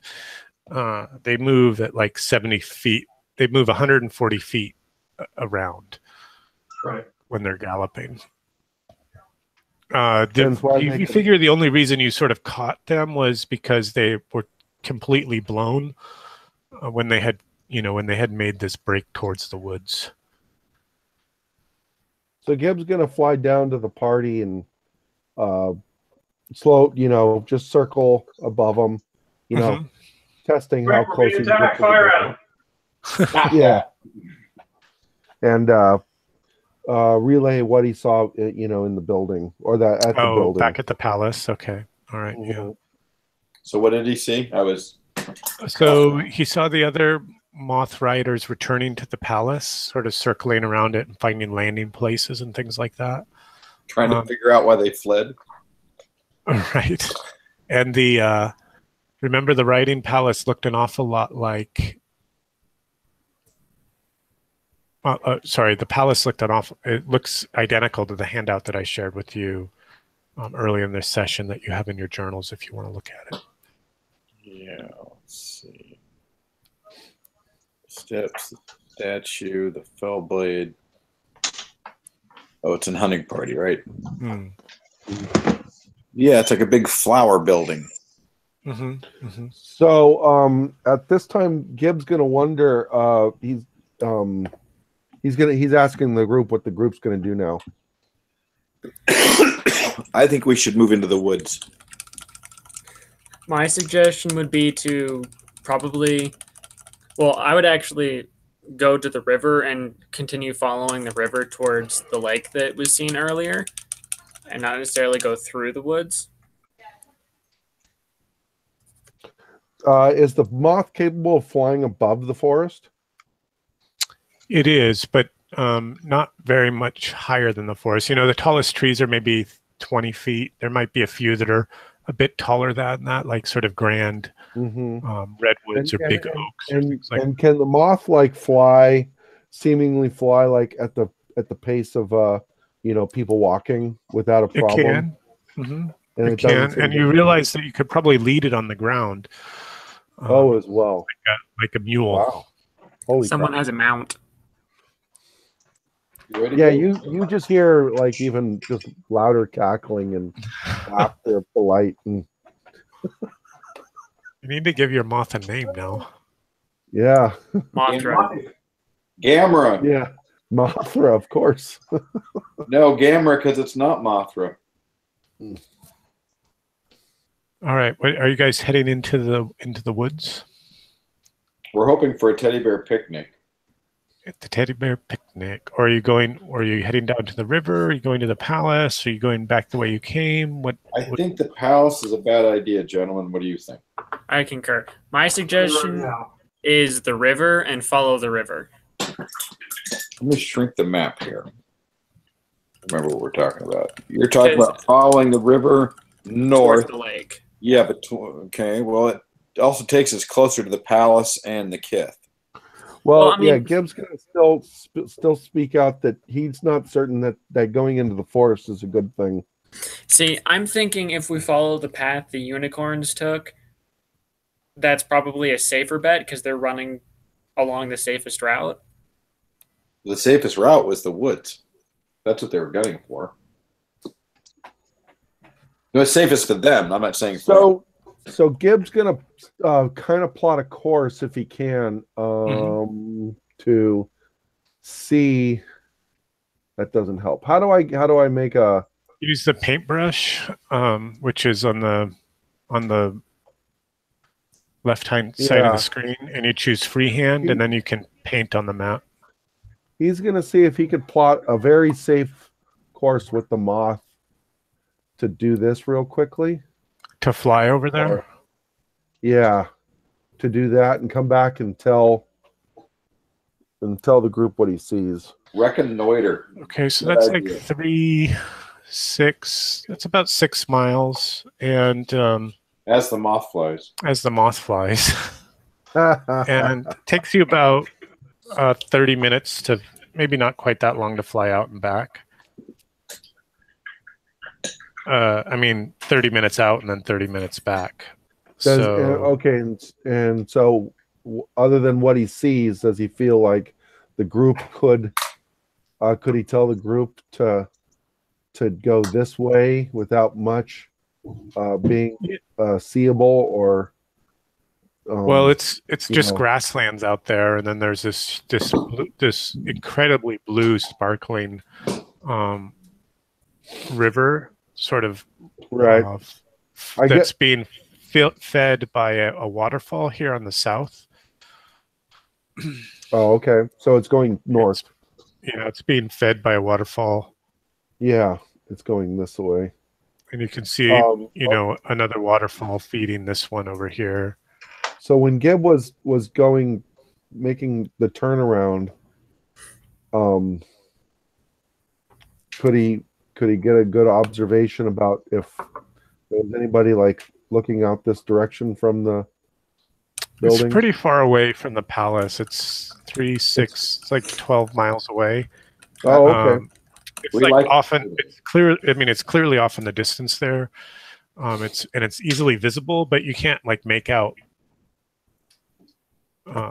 You don't see any moths circling around there or anything like that. You don't see. Yeah, so he's going to go back and just tell him that he thinks that it's safe to walk around the forest, but if you guys want to go into the forest and doing some exploring there, and also when he's flying over the forest, he's going to be looking down into it to see if there's anything unusual or if he. You don't see anything peculiar. And it's tough to see through the forest, through the forest canopy. Yeah, there's a few clearings here and there, and it just looks like any other forested area would that you imagine from the air. You've only ever seen it by foot, but. Well, I like Ethan's plan is to move up between the river and the woods. Yeah, and then when he gets back, he relays that. Gib relays that that going this way seems to be safe. Okay, is that what you guys want to do? Travel that way? Yes. Yes. All right. Let's see. All right, go ahead and start moving your token. You can travel.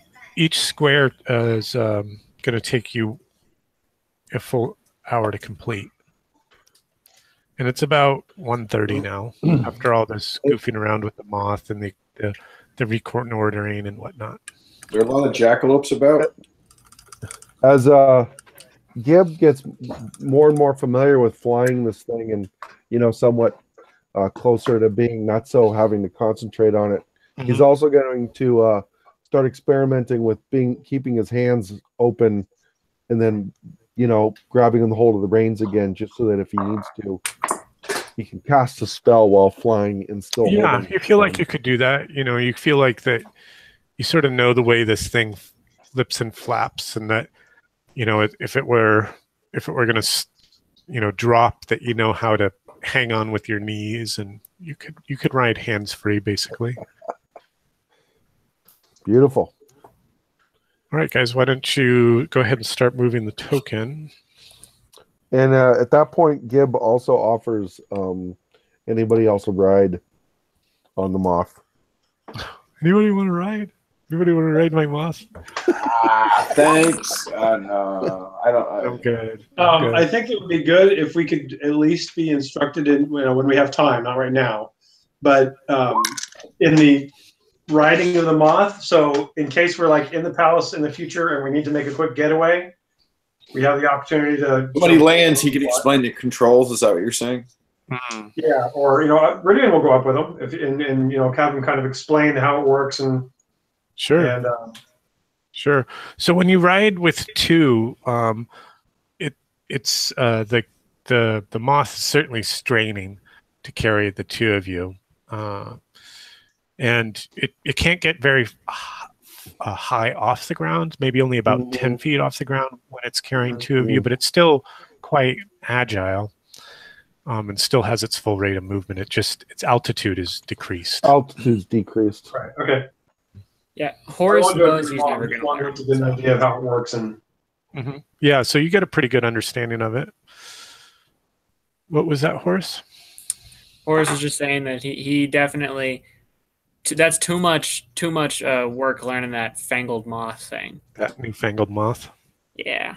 All right. So you guys continue your travels.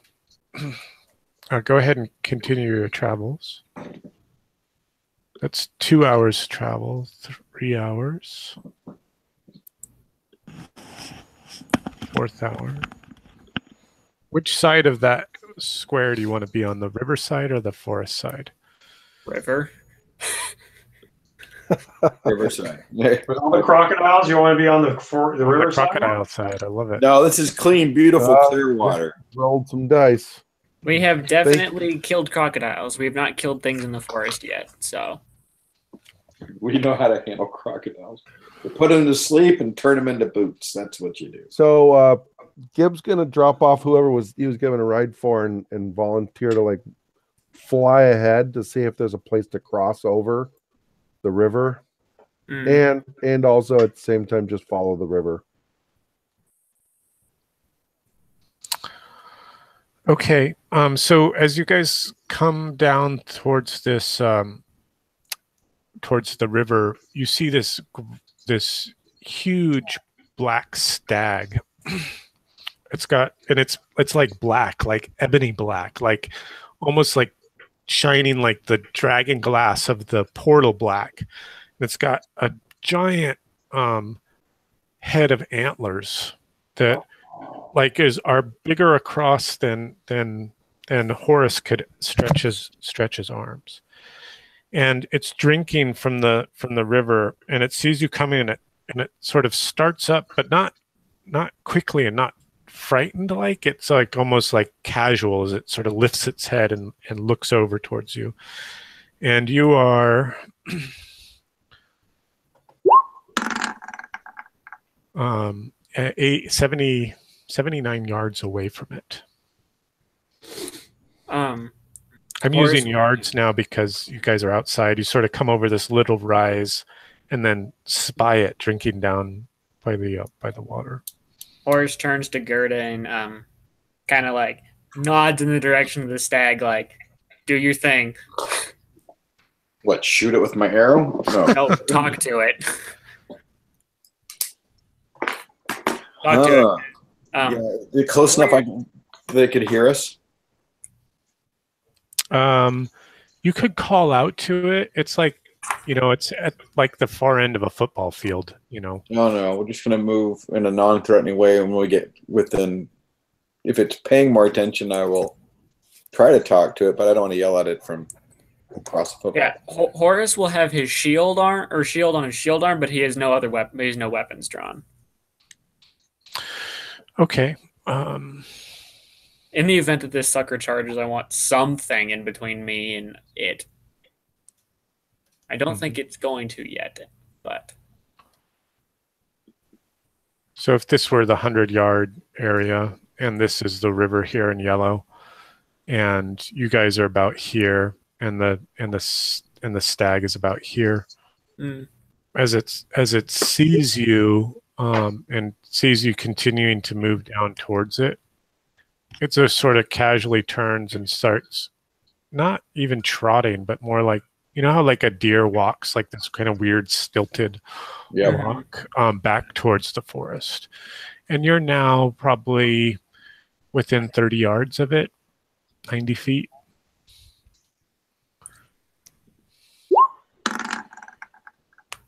What are you doing? Casting Speak with Animals. Okay. Did I write it up for you, or was it just more of a casual thing that I haven't done yet? I think it was a casual thing we haven't really done yet. Okay. Yeah. All right. That's fine. So this decide what happens. This Speak with Animals was one of the is a spell reserved for priests of Ildavar, and that's a very good roll. What do you say? Hail and well met, Father of the Forest. Okay, and how does this spell manifest itself? Ooh, do I get to decide? Mm-hmm. Oh, there's the sound of breeze and the sound of wind in the trees, whether there's trees there or not. There's the sound of wind through the leaves, and as I speak it, I hear my words, but of course the animal hears what it hears. But there's the sound of animals almost in the distance with the sound of the wind in the trees. Like a weird grunting. Yeah, almost like there's a lot of animals somewhere not that far away. Yeah. And do us, your companions, hear your normal voice, or do we hear something else? Well, you hear my normal voice and all the little noises that come along with the spell. Okay.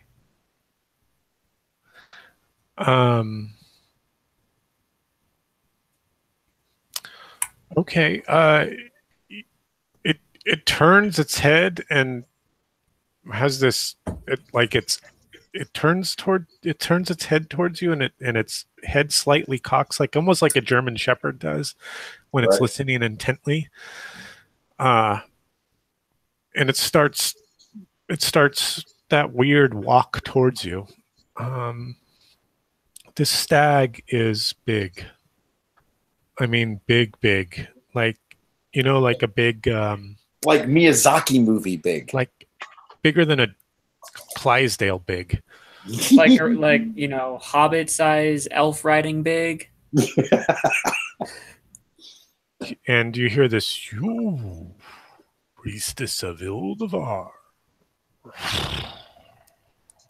Horse drops to his knees. Drops its head a little bit.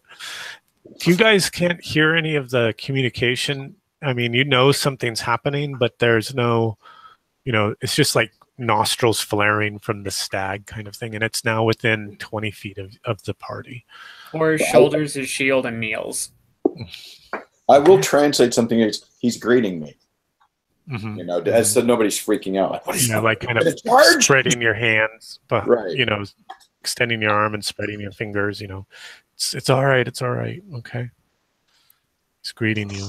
We find ourselves in this realm, and we find ourselves caught in this realm, and it seems to be a habit with us. We're trying to find our way out. Trapped like me, and he makes this kind of bounding jump to the side towards the forest, and he stops, and his head comes down a little bit lower. Where are the Kith? We do not trust the Kith. We are no friend of Kith. Nor am I. They would have my rack upon their wall. We saw them chasing me, and I've slain many. We saw them chasing stallions earlier, and the stallions escaped. We helped free the stallions. Those white ponies.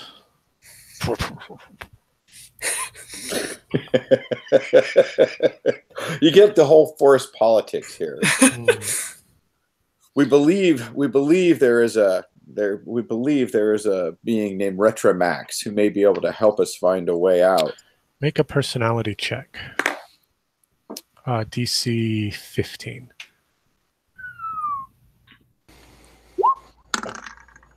Oh, just shy 12. Mm. That was a good deer noise. That was it. Yeah, that was the deer noise. Thanks, That was Mike. the deer noise. We have heard of the curse that keeps the two inhabitants of the two realms apart. I assume that's why you're trapped here as well. Says, I wondered, or before you can even get to that, when he hears you say the words Retramax, he rears back up on his hind legs, and he turns towards the north. You know, his head rotates around towards the north, up here, and he just goes bounding off directly to the west into the woods. Then I will wish him all health and speed, and thank him. I think that might be a clue to go north. As you know, as you're calling after him, you know, with these, it's not a salutation, right? That's a greeting. Right. It's a farewell. Yeah. It's a parting, whatever you call a parting. Yeah. He says, beware the Prince of Chaos. And he dives into the forest. Well, that would be Retramax, since he's a chaos god trickster, maybe. But I don't think that's the Prince of Chaos he's talking about. Me neither. I think the Prince of Chaos he's talking about is the one who trapped them here. What do you think? I concur. I also think that him turning his head north is an indication that Retramax is probably near the lake. I like the way you think. Is Nil still with us? Oh, yeah. I'm just painting away. Okay. Ooh, that was fun role-playing. I mean, it would Are make... you guys going to carry on? It's just coming on 6 o'clock now. 6 p.m. I give a thanks to Ildevar for her guidance, and yeah, I think we should move on until we're a little more tired. Yeah. Though I want to say that if we see jackalopes, we should probably shoot one. Why? Okay, we'll do that. We'll do that in a camping session to see if you're able to capture any. Because we've got some net. You know, we're gonna. I I'm just gonna- hate to see us starving to death. I'm going to start moving the party, and you just tell me when to stop. Thank you. I mean, Or you I can don't. You I can don't just think killing stop when you know guys- there's an encounter. Yeah. Right. It's now easily 8:30 in the evening. So we don't want to get fatigued because we remember what happened to us when we did that. Right. And So, is there any on the moth? Is there any satchels or anything like that have been? like saddlebags. Yeah. Um, That I, yeah, make a luck check. Let's see if there's anything like that. No, there's just this 5-pound roast beef. Oh. Oh, Yeah, this yeah. one doesn't have anything like that. In fact, then yeah, there's no extra equipment on it other than this sort of bare bones saddle and harness sort of contraption. Do you guys want to continue on? I think we should Rest. Yeah. Off in the distance to the east there, you can see this great mound rising. It's like at first, as you were traveling towards it, you just thought it was a rolling hill, but now you can see it's almost unnatural in its shape. It's probably where the lady is. It's big, it's like 10 miles across. almost like a buried building or the ruins of a building. Yeah, and it's quite tall too, but it has a gentle slope, and about it you can see all these other little like hillocks, almost kind of just scattered around it. Like the Shire, hobbit holes. No, that's a giant. That's a burial mound. A kurgan. That's a giant freaking kurgan, full of undead that want to kill us. I think that's where the lady is, probably. Good thing you brought 2 clerics That's a good point. for all those undead. Everything wants to kill us. Okay, do you guys want to camp? It's 8:30, or you can press on. I think we should camp. Yeah, If let's possible, camp. kill us some fresh meat just to save on some rations. Okay. Who had the idea to hunt the jackalopes? Not that Horace. was That was the god, the nature worshiper. Okay, so Ildevar and Gib, go ahead and both of you make a luck check to see if you are able to, down one of these jackalopes as you were traveling. You're both bow armed, so it should be reasonably, possible. That looks pretty good, Peter. But I rolled a 9. No, sorry. You my rolled a left 10. side. What is your look at My that left- top die? And Mike rolled a 5. Is that a 5 for you, Mike? yes. I have a Okay. luck of 8, so I Oh, didn't. so nothing there. So, Mike, you were able to shoot one of these jackalopes, maybe even more. Roll a d3. Let's see how many you were able to take down. How do I Or get to a D6. D3? You can Funky use dice. funky dice. Funky dice. Play that funky music. So you got 1, and it'll provide you. Go ahead and roll another d3. Let's see how many days worth of rations that one rabbit would provide. Looks like another 1 day. So you can Well, go ahead small and add that jackalopes. to your character sheet. Okay. And is there anything else you guys want to do before camping? I'll just run through the So camp Gib checklist. thinks back about like moths and what they ate, and he asks, he goes to look at the he realizes that moths eat clothing, small ones. This one's clearly Oh, like hair. uh-huh. So he wonders if the hair from the net would be, because it's the same thing, hair. That's what moth eat is, is Did you want wool. to pick one of those nets up? I didn't hear anybody saying they were collecting any Oh, of I those. thought somebody did. I said I had a net. Sorry? I thought I said when he cut one down, I kept a net. Oh, you did? Okay, go ahead and add it to your character sheet. We'll do an encumbrance check at dawn's early light, just as a quick check-in. Very good. So you're So, kind of offering it this Yeah, net as you guys are sort like of a settling part, down for the or like evening? a part of it, like an end of it, an edge of it, or Okay, something so like it's that. To see if sort of like mewling,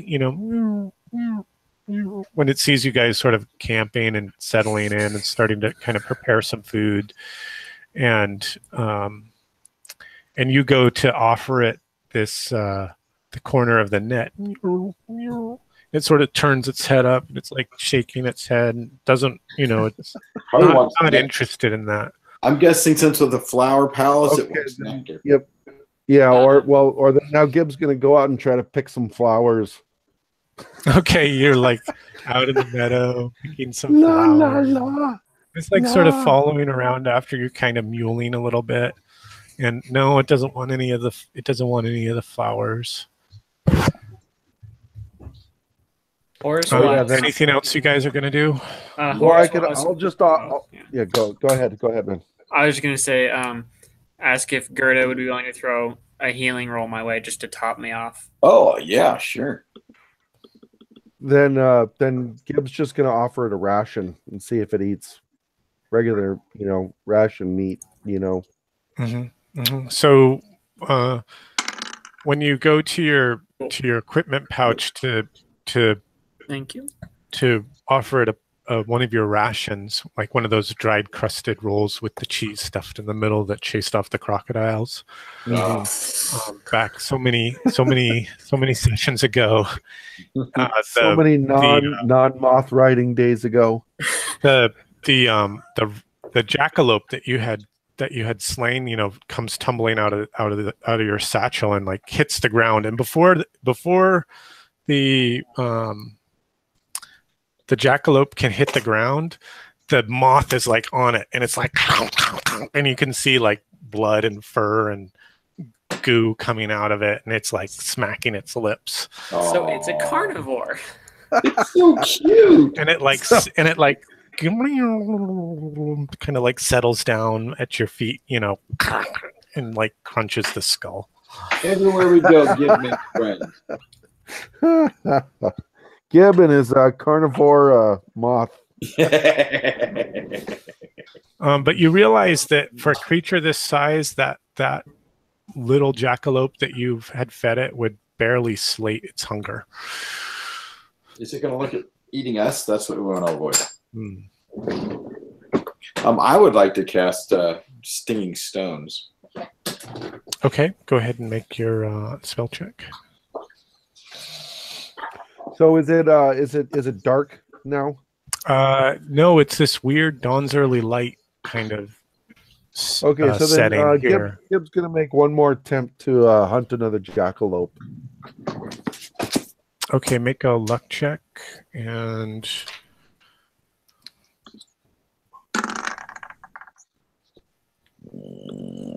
15. A single small object the size of a sling stone into a poisonous spider. Okay. What will you enchant into a poisonous spider? None of us have slings, do we? No. But hey, I mean, Horace has shown that he can throw really hard biscuits quite a distance. So you know what? Yeah, I'm gonna just turn a rock. I'm gonna turn a rock into a spider and give it to Horace. Mm-hmm. How long does this last? Oh, it stays a rock. It just, when you throw it, when it hits, it becomes a spider and starts attacking who you hit. Right, but how long is it stay enchanted? 1d4 plus claw. No, only a couple turns. Nothing exciting. Oh, okay. Get rid of it! Get rid of it! It's like no, because then it just becomes a rock. It doesn't. It's not like it turns into a spider and crawls all over. Oh my god! Who put that in my sleeping bag?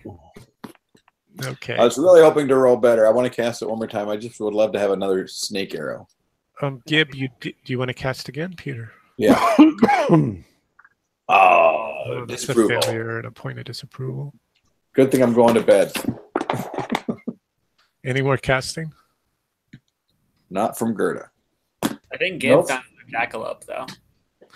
Right, Gib. Yeah, you did. You were successful in hunting a few more of these jackalopes down. Go ahead and roll a d3. Let's see how many you found. 47. You want to throw up the? Oh, never mind. two. Ooh. So you got two of them, and you're able to. And I think we said they're worth 1 ration point apiece.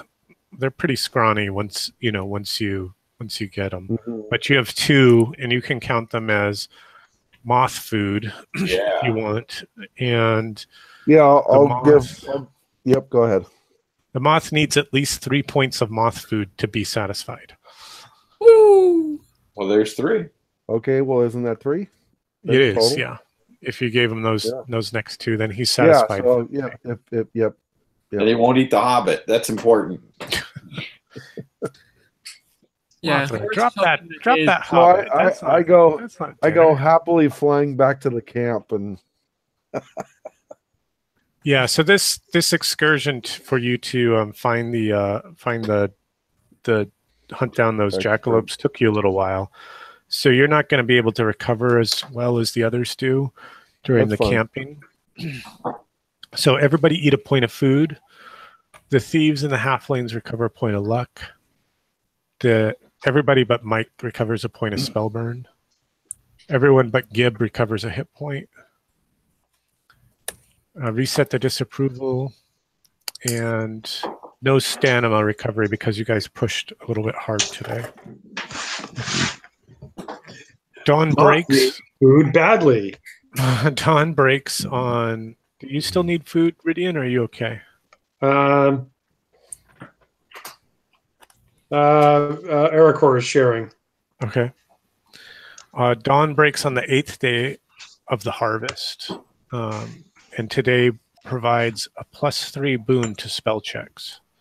woo! Oh, did you say +3? I did say +3. Oh, that makes me happy inside.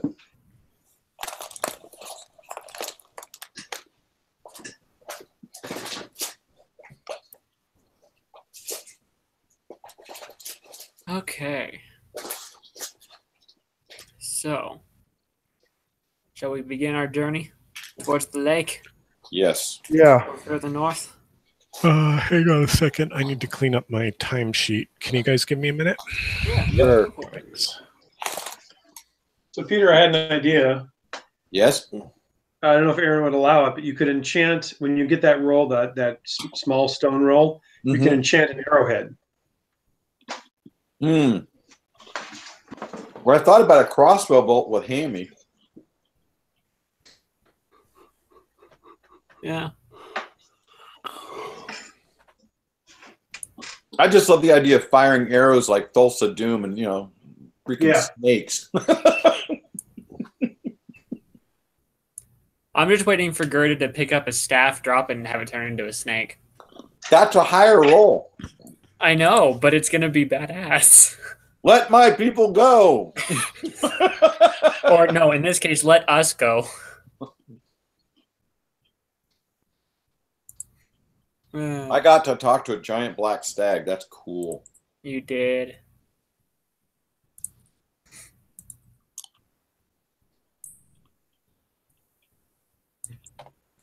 I'm hoping Horace makes it out of here so he can go and take that nice shiny Kith armor and get it refitted. That way I can paint up a nice figure for him.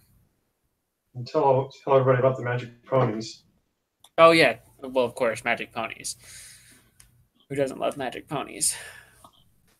Unfortunately, well yeah, unfortunately they seem a little out of Horace's league. Yeah. God knows I know what that's like.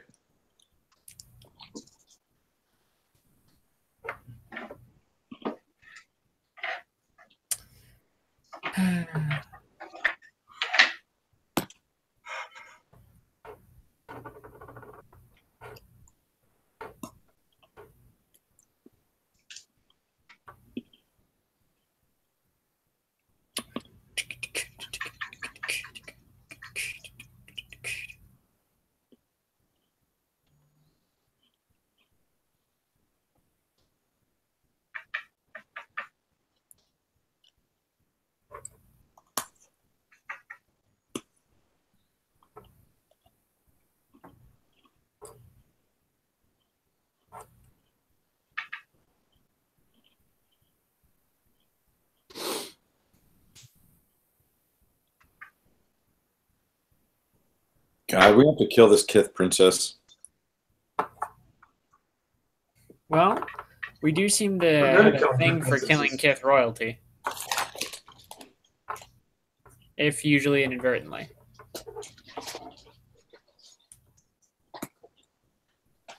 Hey guys, I'm back with you. I'm just hoping there's another alternative that nobody really knows about except this trickster god. That'd be nice. I really don't feel like we're gonna fare too well against a bone dragon. No, the bone dragon I don't even want to deal with, and then the whole freaking Kith fortress. I don't know.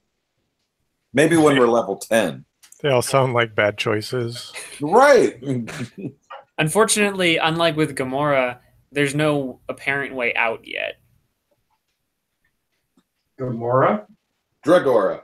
Dragora. Oh, Dragora. You mean in Farouk? Yeah. Because we had an option to run then, and that's what we should have done. Okay. Oh, pardon me. All right, you guys can start moving your token. Let me know when you get to the third square. That's when we'll have an encounter check every 3 hours. So I'm going to be riding as high as the moth goes over the party. Oh, okay, You know, 30 feet scanning high. Yep. Are you sort of keeping a weather eye out, as it Scouting were? around. Yeah. Don't. All right, so And from that's up there, we hear this hoya to ho, hoya to ho.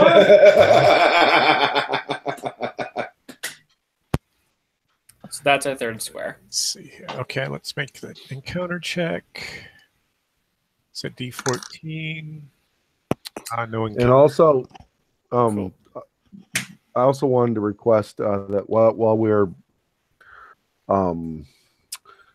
camping for the night, I was walking around looking for stones. Stones. Yeah, so I could drop them on people. Oh, large stones. Yeah. Make a luck check.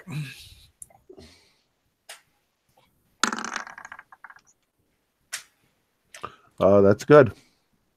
Okay. You find D3 stones that you might be able. Do you have how are you going to carry these stones? I've got a backpack. Okay, you're just going to throw them in your backpack. Yeah. How many of them do you find? Throw a D3 for me. You find Why does 3. it roll why does it roll a D6 when I push the D3? Because before it didn't roll any dice for the weird shapes, like something that wasn't a normal die, like a D3 or a D7 or a D16. But I programmed the macro that it'll throw a 3D die to the table for these special dice, just so for flavor, right? Instead of just But the roll you get is in the chat. is in the chat window, yeah. Oh, okay, got it. I like the sound of the dice rolling. I like that. Interesting. Yeah. Yeah, Okay. I mean it's a nice feature for the. So even though I brought stones, I'm gonna have my bow out as well. Ready. Okay, so you've got And I'm gonna- these and three. Yep. I'm You're gonna gonna do practice having my bow at the same time that I'm And flying. being able to control. Yeah. It looks like you can handle that. It's you're getting used to how your moth flies, and when's the right time to grab on and panic, and when you can kind of relax. Let's see here. Okay, yeah, you guys can travel another 3 squares. Okay. So now that we're basically looking at this lake, Oh yeah, you guys have come up on the lake. Let's figure out what's going on with the lake. yeah. Thanks, I wasn't I even. mean, we can see in the middle of the lake the word Star Lake, but aside from that, Which is odd since there's no sky above it. right? And it's not in the shape of a star. Exactly. Let's see.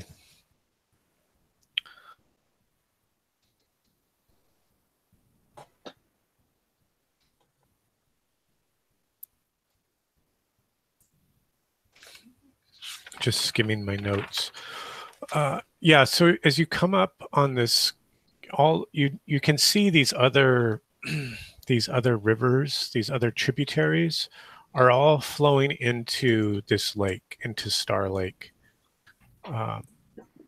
And they all are fed from the big waterfalls at the cardinal points of the map on the north, the east, and the south. Well, if they all feed into the lake, where do they go? The water is like crystal blue, maybe a bit darker, than somewhere between the two blues that are here on the screen that we've been marking up the map with. Is it kind of like, is it clear water, or is it like a muddy? It's very clear. Yeah, you can see to the bottom, but once you come up to the lake, you realize that it's deep. It's really deep. I mean, there's a few feet off, and then you can't see the bottom anymore. Whereas in the river area, you could almost quite always see the river unless it was moving fast. See the bottom unless it was moving fast over some rocks or something. Like a crater lake or like a fallen star made this hole or something like that. But the water on the lake itself is still, and it's and it's reflecting. It's reflecting almost like a night sky in its surface. When you look up into the sky, and you can't see any night sky up there, but when you look again back out on the lake, you can see all the stars and the constellations. In fact, Ridian can even point out a few of them, because you were an astrologer, weren't you, Ridian?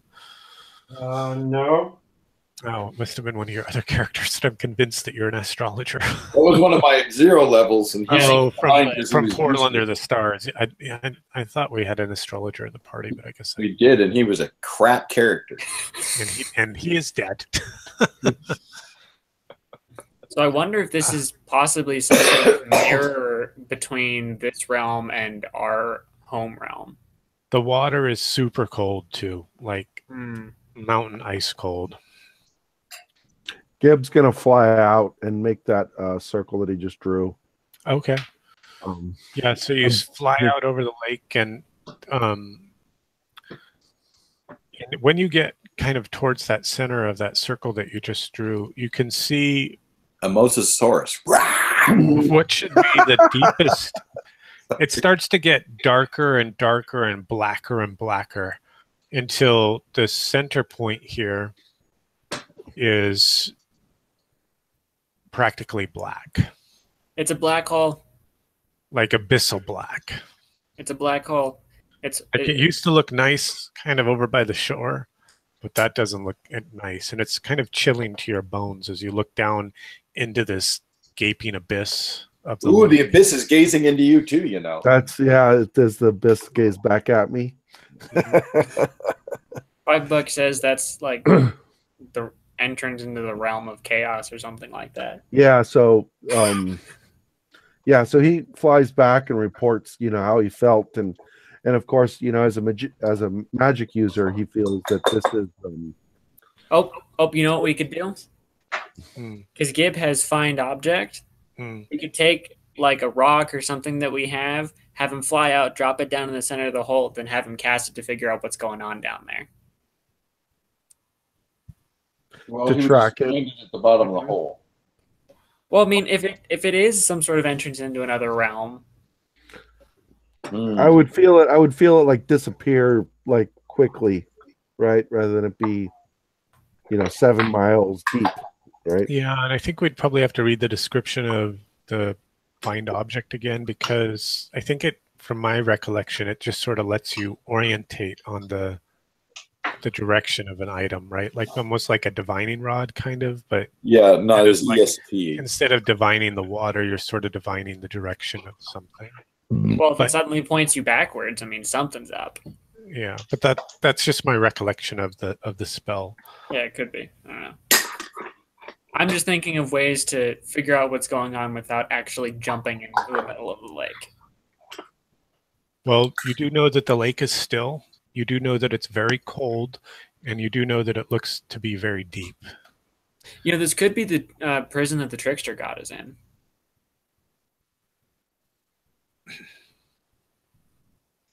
So I could read it for you, but basically it just gives me a really good sense of where something is. you know, within a certain distance.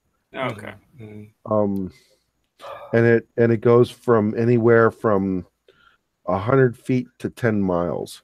So that would be a good indication if it disappears out of my sense, like as I watch it fall down into the water and does something funny. Yeah. Are we, as magicians, able to? I guess that'd be more of a spell cast, but we're wondering if this is like the entrance into a chaos realm, or where the chaos lord is, and being that Iridian is chaotic and pretty chaotic at this point. Wondering if Gib takes him out there, if he'd be able to have any kind of sense of what that thing is like out there. Can he feel the chaosness or something like that? So you're suggesting that Gib fly you out on the moth over the lake? Yeah, I just realized it's probably a bad idea because we can only get 10 feet off the water. So never mind. Because that's when the dinosaur comes out. Eats you. The Ankylosaurus, the crocodiles. We gotta get some crocodiles into this adventure. He's 20 feet closer. Now I'm within reach. That's when you start feeling the black hole's gravitational effect. So when Gib's gonna fly around the perimeter, kind of like that, to see if he notices anything different about like the edge of the shore, or if it like there's like a path under the water that's there, just seeing if there's anything under the water other than just a drop off of the shore. So this would take you a little while to do, because those are 3 mile squares. Okay. Good. Maybe, good point. So you could do it. You can spend 3 hours and you can make that full circuit if you want to. Gib propositions the group to if that's what he should do. I think it's a good idea, and we continue to move along the lake's edge. Oh, and he can just meet you up. Yeah. So at the same time, and we could go I could go counterclockwise, and they could go clockwise. So yeah, like we can get about. But one thing further, Gib wonders is looking at the exact shoreline where they're at right now. Is there anything that looks that's not so dangerous looking that you could go into the water without like risking falling like off of a ledge or an angle? It's too quick. Like, is there some sort of shallow like land or some? Yeah. Because Gib's wondering if he's thinking about submerging himself underneath the water to see if he gets a better sense of what's going on. Well, you could certainly wade out from the water's edge, and you could probably go out maybe 15 or 20 feet before it starts to really. Oh, okay. So yeah. Okay, so it's not super. It's not like sheer, right? It's not like the sheer drop off right at the edge of the lake. It's not like the Pacific Ocean. It's kind of like Lake Tahoe, right? Okay. You know how it's shallow for 10, 20 feet, but then it gets up to your chest, and then it's over your chest, and then it's really deep. Yeah. And then it's beyond really deep. Yeah. I'm thinking that our trickster god is in the center of this lake. God. So Gib's gonna wade out into the water as quickly as he can so he doesn't get too cold, and not wade out to go like in standing depth above his head, but go out far enough that he can crouch down, or waist height, or how waist height, and then dunk underneath the water to see if anything like on the spiritual plane's different, or if he goes somewhere different. No, I'm wondering if there's none of those water. Things happen. And you don't really get a sense of it being magical. There's no tingling sensations that crawl up your back or anything like that, other than it just being really, really cold. Okay. So we're always going to report that to the thing, and then say, he'll fly counterclockwise, and you guys should walk clockwise. so that Okay. you guys end up near the top river. Yeah, and by you the guys time should that- be able to meet up about the 4th hour, right about here. Yep, exactly. So you've traveled 1 hour, 2 hours, 3 hours, 4 hours.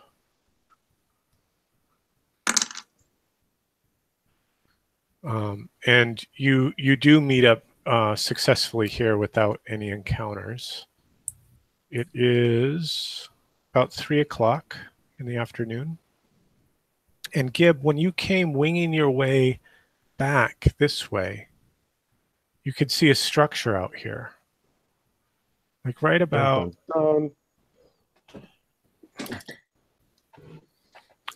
here. And it's black. But you couldn't make out much more than that, other than it was, this black structure on this plane of green. Black's nice. It goes to everything and it's slimming. Mm-hmm, mm-hmm. What was that? Black is nice and it goes with everything and it's slimming. That's what Peter said. Nothing of import. Okay, so yeah, he conveys that to the party that he saw this undescript black building that seems to be away from the kith, and this is the way that magical stallion kind of seems to be pointing towards us. So, but Gib didn't see anything in the because they used to like like in a Game of Thrones they had the underwater way of getting to a castle. Oh right, yeah. You didn't see any like an underwater parapet, footpaths or anything like that. No structures or anything in the water like archways or sundials or anything weird like that. This is where I wish I had a handy villager level 0 I could have flown over and dropped into the pit and see what happens. Just a handy villager. Exactly. That's what they're good for. So do you guys want to travel up to the X here? It'll take you 3 hours. It's 3 p.m. Yeah, let's do it. Yeah, that's probably good. Okay. Just going to put you up here. When you get to here, I need to make an encounter check. The other thing to consider would be going into the heart of the forest on our left, because it's a pretty big area. There might be there. And see if we find anything of interest. So as you approach this final 3rd mile of your trek, that's taken you roughly 2 days to circumnavigate this area from your entry from the portal way over here to the west, down around the woods, and then back up past the lake. Let's see what's happening here.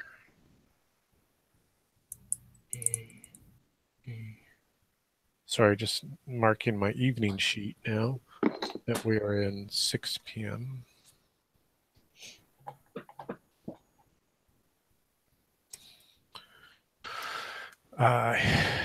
You see a low, rounded hill rock, topped with a ring of dark standing stones. There's something sinister about the way those stones lean in defiance of gravity, as if the laws of nature do not apply to them. So you're standing down at the base of this hill looking up at these weird standing stones.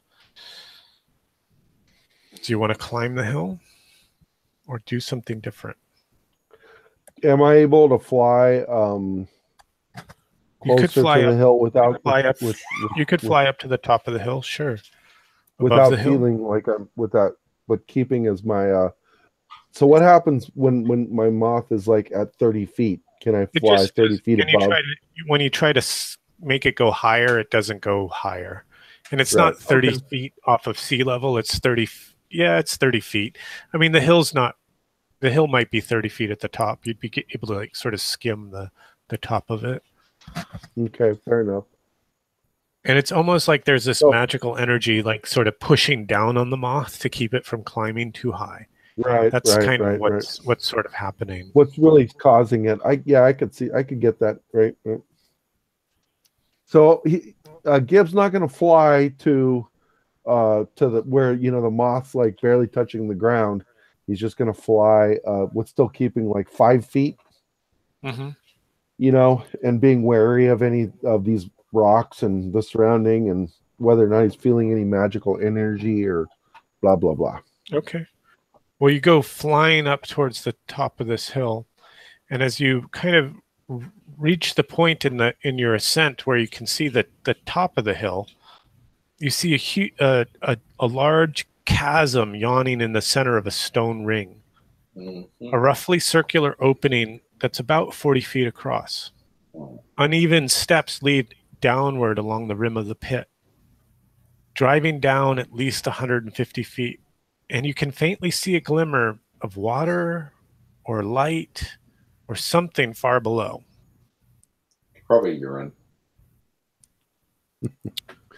And then Or the just light, toilet and water. then the light cast from the shimmering false sky should go straight down the shaft, but it seems gloomier below than it should.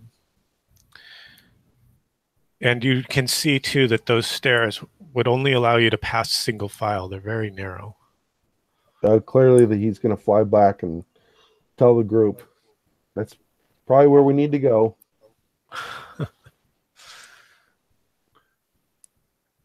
Do you guys want to head down the yeah, what's the group want to do? Oh yeah, we're heading towards the pit. What time of day is it? It is coming on 7 p.m. So we want to make camp and head down fresh, so we are at full spell burn and all that. You could do that, though you do know that you would lose your spell benefits. Oh, that's right. We're for the day, 3. And you do know from your calendar that tomorrow is a bad day. Is a bad day.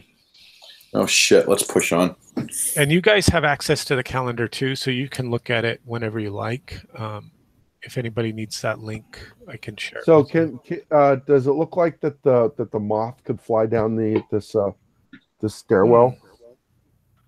Yeah, it's 40 feet across. You might be able to sort of maneuver the moth in there, though.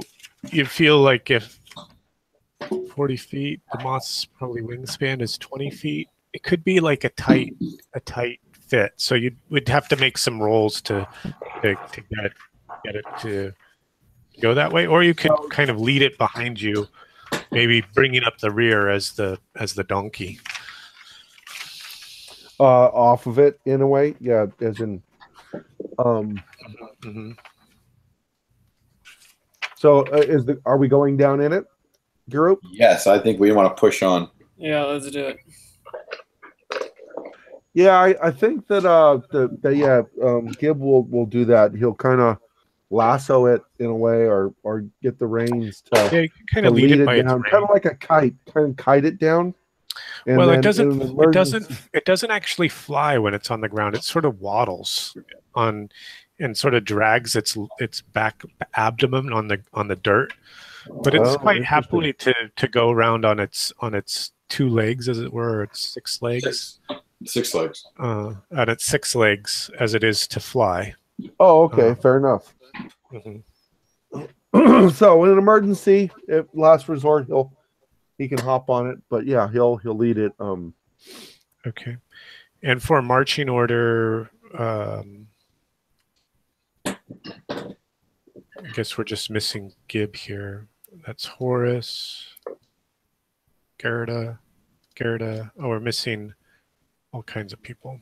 Well, we won't worry about the marching order too much, unless you guys want to tell me what the marching order is specifically. Well, Gib will be last. Yeah, Gib will be in the back. Who's going to go first? With his super duper new pet. His super duper new pet, Jimmy the Moth. Gerda's happy to stand in the middle to heal anybody or take the lead. Okay. Did we lose Ethan? But I'm here. Oh, there you are. Okay. All right. I just know Horace likes to be in front swinging. Yes, Horace will be in front, of course. Okay. And we'll need a light source and all that good stuff. Gerda will be right behind him with the lantern. Fantastic. Okay. So you go winding your way down these stairs, and there's a like a mist, like almost like a fog floating up from the depths. And as you kind of go deeper down these stairs, the mist gets thicker. and smells of rotting vegetation. And after you've gone about 150 feet or so, there's this weird film, like in front of you. Like Horace goes to step and his foot kind of almost rebounds off of it, like a kind of some kind of peculiar membrane. Or a force field. Yeah, what do you want to do, Horace? You're there in front. Your boots sort of skidded off this weird membrane. You know, you go to step and you like bounces back, like almost like you stepped on a rubber ball. Well, I'm gonna take my sword out and start poking around with it. Okay. So you poke and it's like this. There's this resistance. You know, and then the sword gives and slips through. But it's sort of sticking in this membrane as you sort of try to draw it back, and then you go to touch it again or poke at it again with your sword, and that slit or that cut has been completely resealed. Oh, okay. I turn around to the rest of the party and ask for some advice on how to deal with this. Well,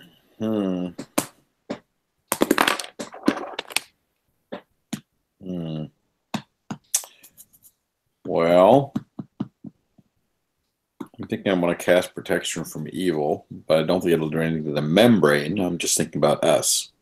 Okay, go ahead and make your spell check.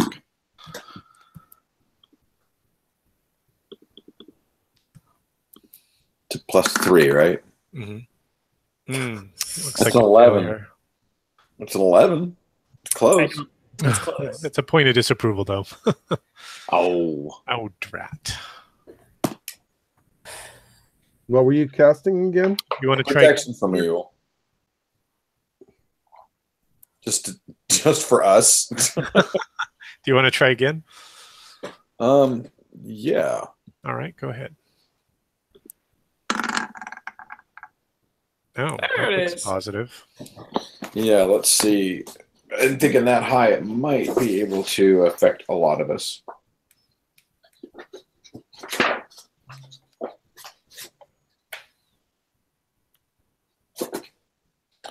And it's a 22, hardy har. In relation to evil effects, evil creatures, and anything else unholy to the cleric's faith, the cleric and all allies within a 10-foot radius receive a +1 bonus to saving throws against evil creatures. Enemy attack rolls against them suffer a -1 penalty, and damage suffered from evil source is reduced by 1 point per die. Okay. Just in case. Good. All right, so that was a successful casting, and you're still standing at these stairs with this peculiar film or membrane or resistance that you've met but not passed through. So this particular membrane, so is it it's almost preventing us from continuing to go down, or is it like a floor? Or it's not. There's resistance when you touch it, like a balloon. But you're able to push your sword through it, but that's all you've tried to push through it so far. Okay. Your foot did rebound. Your foot was spongy and kind of almost rebounded back. Or you drew it back. When you realize, whoa, that's not normal. Okay. So I haven't put my full weight down on it. No, not yet. All right. I'm going to try and put my left foot through the membrane and see what happens. Okay. Actually, hold on. Oh, okay. Sorry. Okay. I realize I've been on mute for a while. Oh, Okay, conference call. Why aren't you bastards listening to me? Give, do you want to try your fire hands? I could, but I don't know what I'd be firing it at. The membrane, try to burn it back. Yeah, I guess, so the thing is about the thing, it's like it says specifically that it burns my enemies. Oh, I see. Okay. It's Well, that's fine. You could try cast. It's like this. How does it manifest itself? It's like this jetting burst of fire from your hands, right? You could say the floor membrane's your enemy. okay, fair enough. Spell I think that's specifically to get around the issue of like it burning your friends. Sure, right. That's the point, right? Is that it only burns your enemies, so it's Or kind burning of a your magical hands or something like that. So does anybody have infravision in the party? Elf Eric, does. right?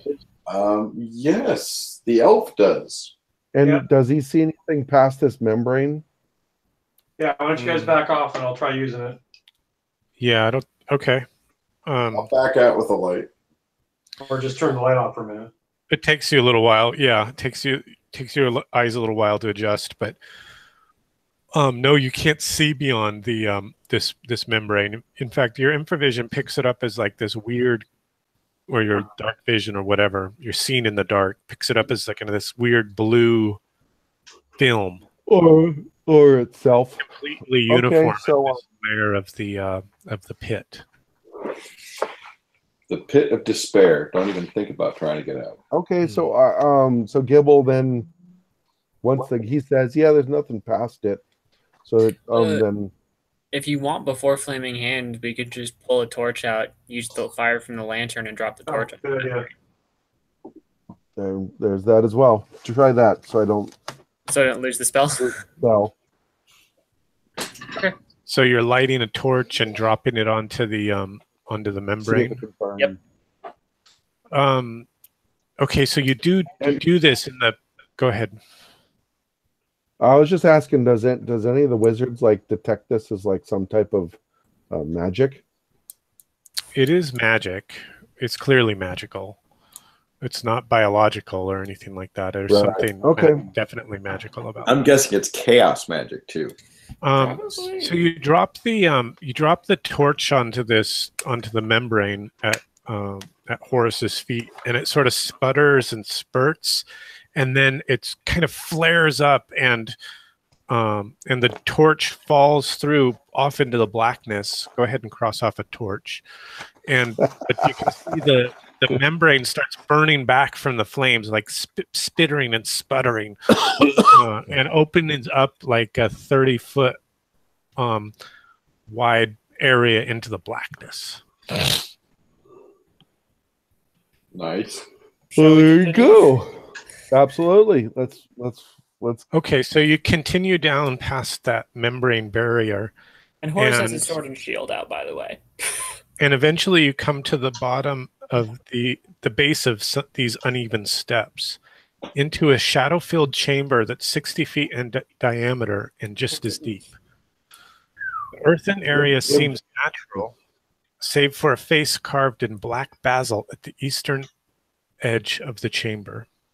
The face is both handsome and cruel, which has been carved fully 40 feet high, so that dominates even this large area.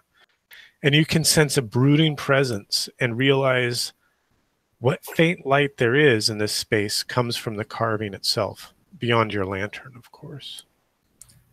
This might be a carving of our Chaos Lord, if it's anything like the Bone Dragon. Or it's And one of the eyes cracks. It The is. whole face animates, and it says, "Who's disturbed my slumber of Retromax?" And then we'll end scene there. I think this is a good point to stop. Perfect. Wow. Oh, what a great place to stop for the movie. Oh, I love that, Aaron. Oh, good. That was fun. Mike rolls 90, 100, 20, 20. That's how much damage he did. He did 201. Good job, man. That's There's two fumbles in that. He's throwing out all the dice. That's the table being turned up for. Did you guys see stopping. in the chat window how all these dice, they throw the number in the polyhedral shape? Yeah. That's pretty cool. I wonder if it does it for many other dice like D6s or something. 20. Yeah, that's cool. That's really cool. Well, any pros or cons for the session? Maybe we'll just go through the Fuck player yeah. order.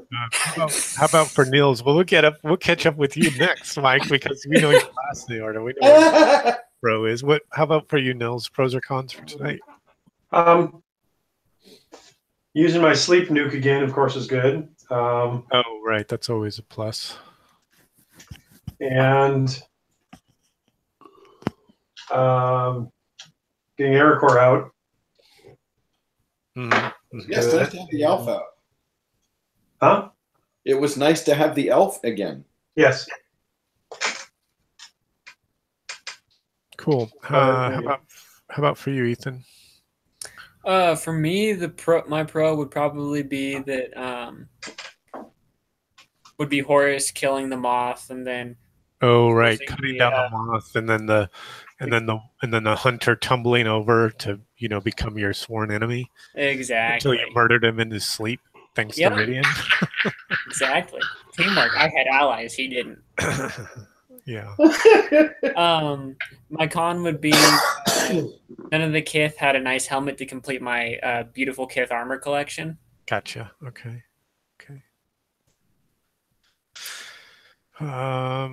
Peter. Oh, I love the role playing with the great big giant elk. That was cool. Yeah, the ebony stag. Yeah. What a cool creature, right? Absolutely. Have you ever seen the film Princess Mononoke? I haven't. No. Okay. Do they have a deer in that? Or well, it's all this nature gods and goddesses and all this stuff, and so that's how I feel that interacting with Ildebar kind of stuff, and it's very much like that. So I really enjoy that. I'll have to try to find more of that for you. It's been fun to explore that with Gerda. I really have enjoyed it. And I really like the way you end it right as his eye opens, says, who's waking me up. Yeah. Like a damn fucking cliffhanger show. Yeah. Like a serial.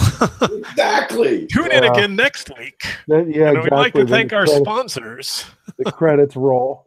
No. Oh, God. Well, how about for you, Mike? Pros and cons? Well, yeah, of course, my sweet new ride. I happen to roll pretty good on.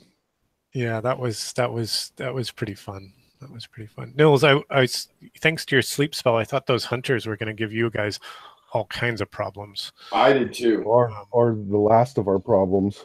Yeah. Yeah, between word of command and sleep. Yeah.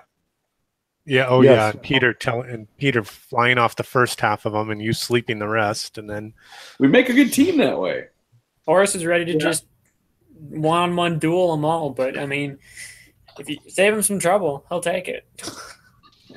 Yeah. So we remember how we're out here. Yeah, we remember how fighting without plans, how well that worked out. So. Yes. Back in the level 1 days. That's right. And the con is that I now have 6 experience points, and I only needed 5. Yeah. Oh yeah, and they're gonna. But Hammy's one short. They're gonna reset too when you level, so that's a exactly. Can't carry over, which is fine. That's fine. It's just like ooh. But if we were doing this as canon DCC, right, you would have got like 1 experience point, maybe 2 for fighting the Kith. And, right. Exactly. That would have been. Oh yeah. No. We'd be grinding through this. I've done the math. If anybody wants, I think Nils has seen the math. He was quite impressed with my calculations. Yeah. I actually think it's just simpler. It saves time for everybody. I don't have to think about anything. Yeah, it's a lot easier. And I mean, you're having. Go ahead. Go ahead. No. What is it? No, I just think that surviving anything, however you're surviving it, is just the testament to the reward of the experience. Right? Absolutely. Yeah. You're surviving in this world. You're having these adventures. Garrett and Gabriel. Garrett the First and Gabriel would still be alive if we decided to run from Dragora. Exactly. Right. Well, and if having a conversation with a giant ebony elk, by the crystal river there isn't worth experience, then I don't know. Right, exactly. I mean, yeah. In a realm where there's gods like watching this or not watching this and bestowing on magical powers, what else? Mhm. What else? Would you be rated on other than Mhm. if they're just looking for you to bash just head? Then why? Yeah, and so you won't have to keep track of which spells went off or what they do. You don't have to worry about bonuses. It's like, well, if our spells go off really well, like they did tonight, then we survive and we move on. And Right. That's true. I like this experience way. Mm-hmm. Cool. Yeah. Cool. I'm glad it's working. Well, Mike, do you want to play us out? Do you got your guitar? Sure. Cool. Let's see. What am I going to play? Okay, here we go.